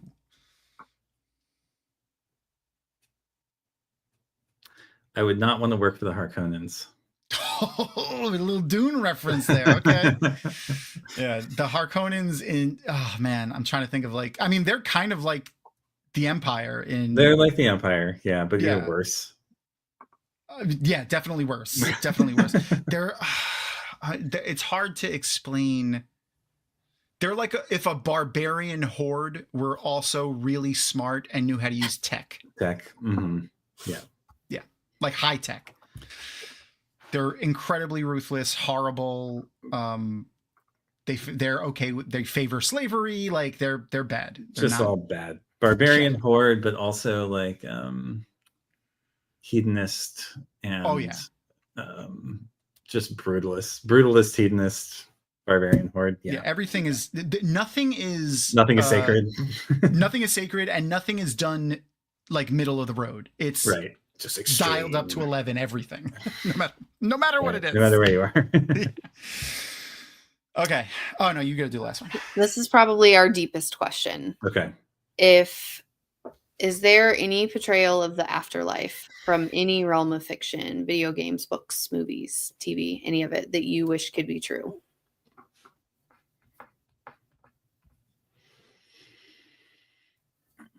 The afterlife. It's hard for me to separate that from like theology in general. Okay, so let me think specifically about the afterlife. I mean, the theology could play into it too, like something that you hope true to be for you. Like if you had to pick something specifically from fiction to be for you when it's your time, what would you pick?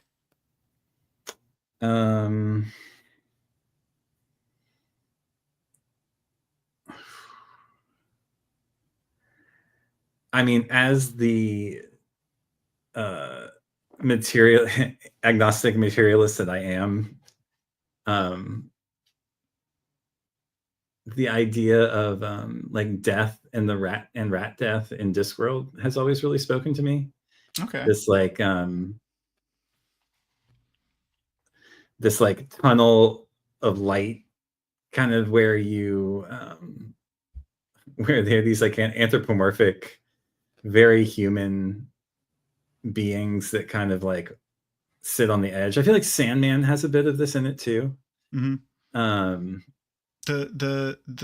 in Discworld, a lot of it is like not just what you believe in, but what you feel, what your inner self feels that you deserve or whatever, kind of a little bit. Absolutely. And I mean, gods are made by belief in Discworld, right? Like there's a continent in the hub, and like the ring in the hub on the mountain where like gods come into being because people believe in them. Yeah. I feel like that's, I mean, my degree is in philosophy of religion. That's like, I love that. So I do love like the Philip K. Dickian, like Gnostic stuff. I love the Gnostic stuff that we see early on in the Wheel of Time. I feel like the reason I love science fiction in general is because it lets you explore these realms of and express existential and spiritual meaning in these like nuanced ways. What is the name of that series? Sevrain is the main character. Therain, you said? Sevrain. Sevrain. Yeah, it's not Gene Wolfe. Book of the New Sun. Gene Wolfe. Yeah. Gene Wolfe, okay. Yeah, the way that afterlife and like time travel and space travel are all like intermixed with like genetics and stuff, and that is really fascinating. Interesting. These like generation ships where time gets all wobbly. I wonder if when you said that, I immediately thought of Final Fantasy, because there's a character in Final Fantasy like with almost the same exact name. I wonder if it's a reference to the to the book. Oh, maybe. Yeah, I mean, they do integrate a lot of that in there. One of my favorite things that authors do is when they show their influences in homages in books. Like I like when authors do that. There's a lot of fun references in a lot of our books. Totally. And I love the broken human who like suffers an existential crisis and then like decides to live a good life in the face of the meaningless of it all. I think that's that's the afterlife that the materialist part of me wants to see us realize, you know, is the affect of the world and like people behaving ethically and with honesty and empathy, communicating and emotional intelligence and all the things that like build livingry instead of weaponry in the world and allow us to like take advantage of the time we have to live in joy and peace and harmony and like pleasure, but without being nihilistic or hedonistic about it necessarily. Right. I was going to say good communication and good emotional communication. So Wheel of Time must have been a great series for you. I definitely brought those things up a lot early on. That was I mean, like one of the things that I think the TV show did great in that vein is, for me personally, the character early on, the character of Nynaeve. Right. Her lack of, and I've said this a million times, but like her lack of communication to the detriment of those around her is what made me not. But it's not just communication. It's because she would either omit whole instances she's an unreliable narrator, even to her own reality. Too. Yeah, because she would build a version of events that made her not look bad. And sometimes that would omit information that was very important or, you know, could have helped or solved things quicker. But because she was unwilling to admit her faults and work to fix them, it hurt her and her friends. And her friends. All of those around her. Yeah. So the TV show version of the character didn't have that aspect of her, but I still felt they embodied the character well. Well, yeah. And I loved TV Nynaeve. I mean, I think more than early book Nynaeve. I loved the TV Nynaeve over early book Nynaeve too. Yeah.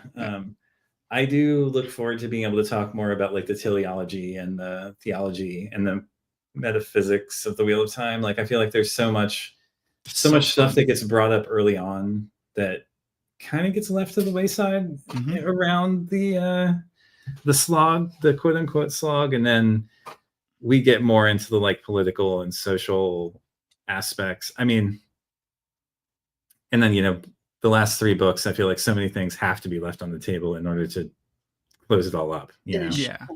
Robert Jordan was always very honest on, he never planned on answering all the questions. He never planned on wrapping up every storyline in a bow because he wanted it to live on after the last books in the fandom. Right. There to be unanswered questions, essentially. Yeah. For us to continue to theorize about and talk about and have opinions on and, you know, imagine the way we want it and stuff. He was very vocal about that in many of his interviews that he did, even before he knew he was sick.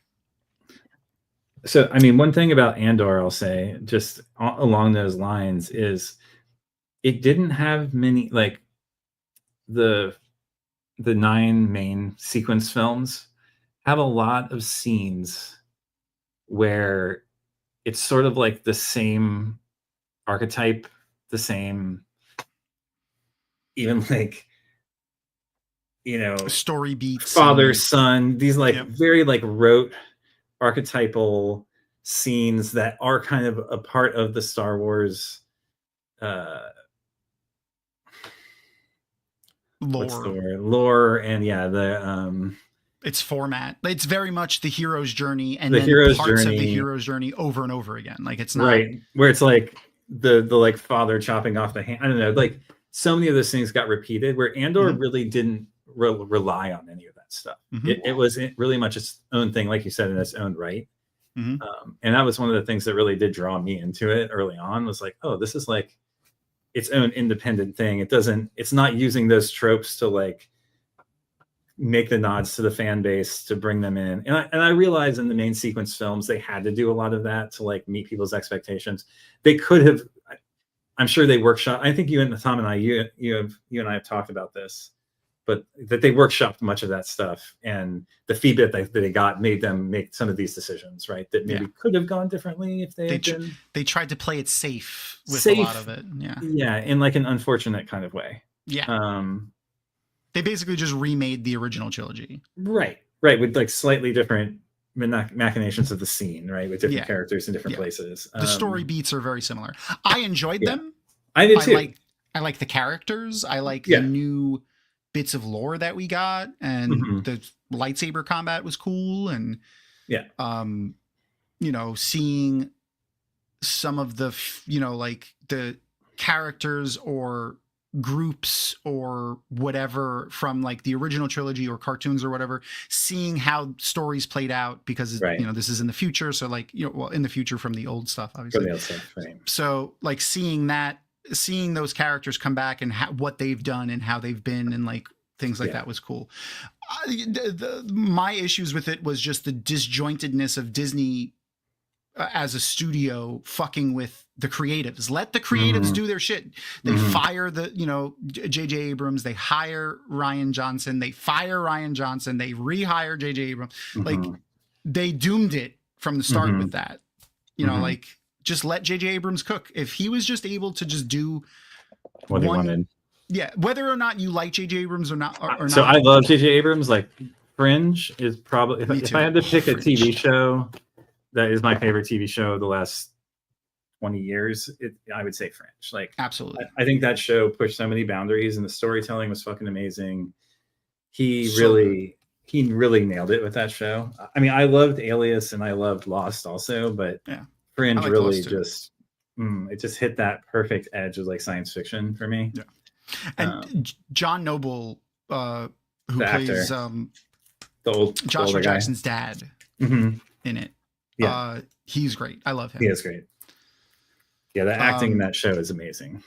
Oh yeah, absolutely. And who knew that that was like one of the first things that I just said Joshua Jackson was in, like one of the, like he was in like little bits and movies, and he did like single episodes of things, but that was the first thing where he got to play like a leading person again, and he was great. Like he was so much more than just like a shitty teen drama actor.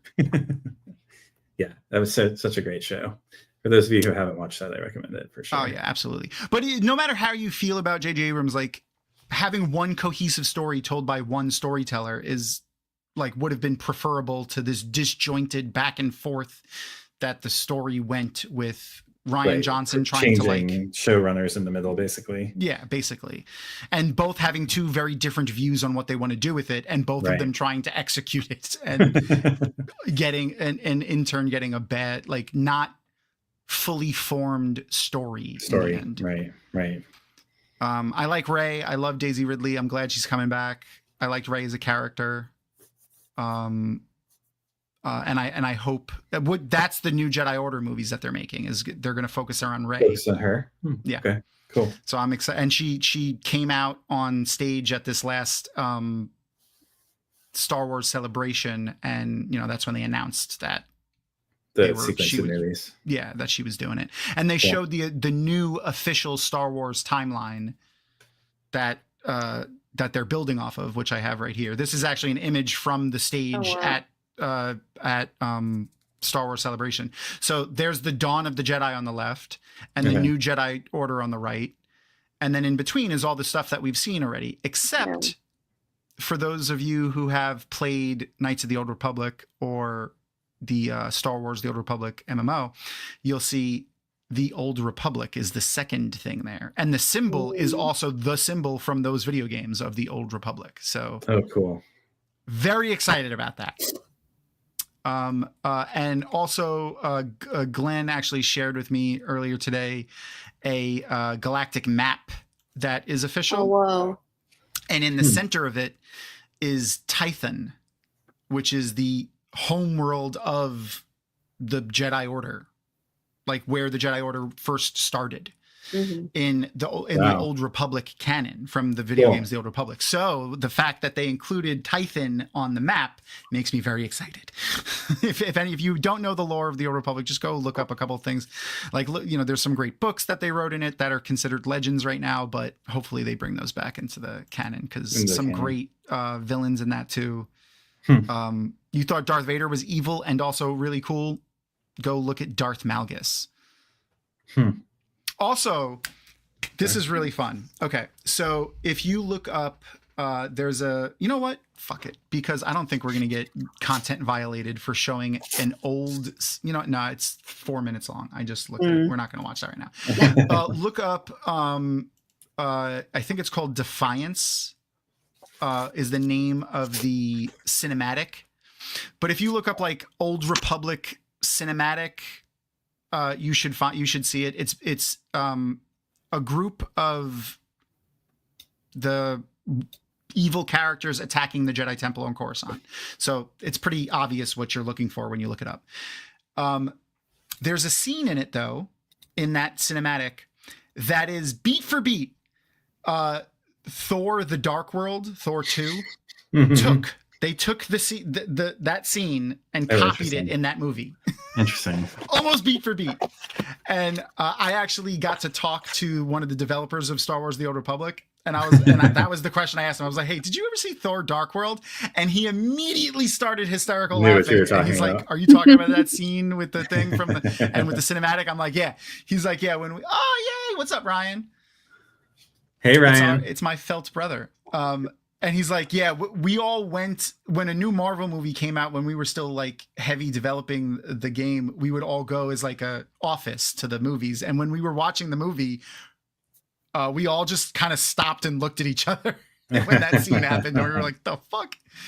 But like I said, almost exactly beat for beat, that is a scene from Thor. You'll notice it. It's impossible not to. It's impossible not to notice. It's literally the exact same thing. It's a ship crashing the exact same way. People coming out of the ship, fighting happening. It's exactly the same. It's literally exactly the same. There's no way they could say that they didn't copy it. Like, that's how closely similar it is. It's almost like it's not just a nod. It's like it's actually a straight out copy.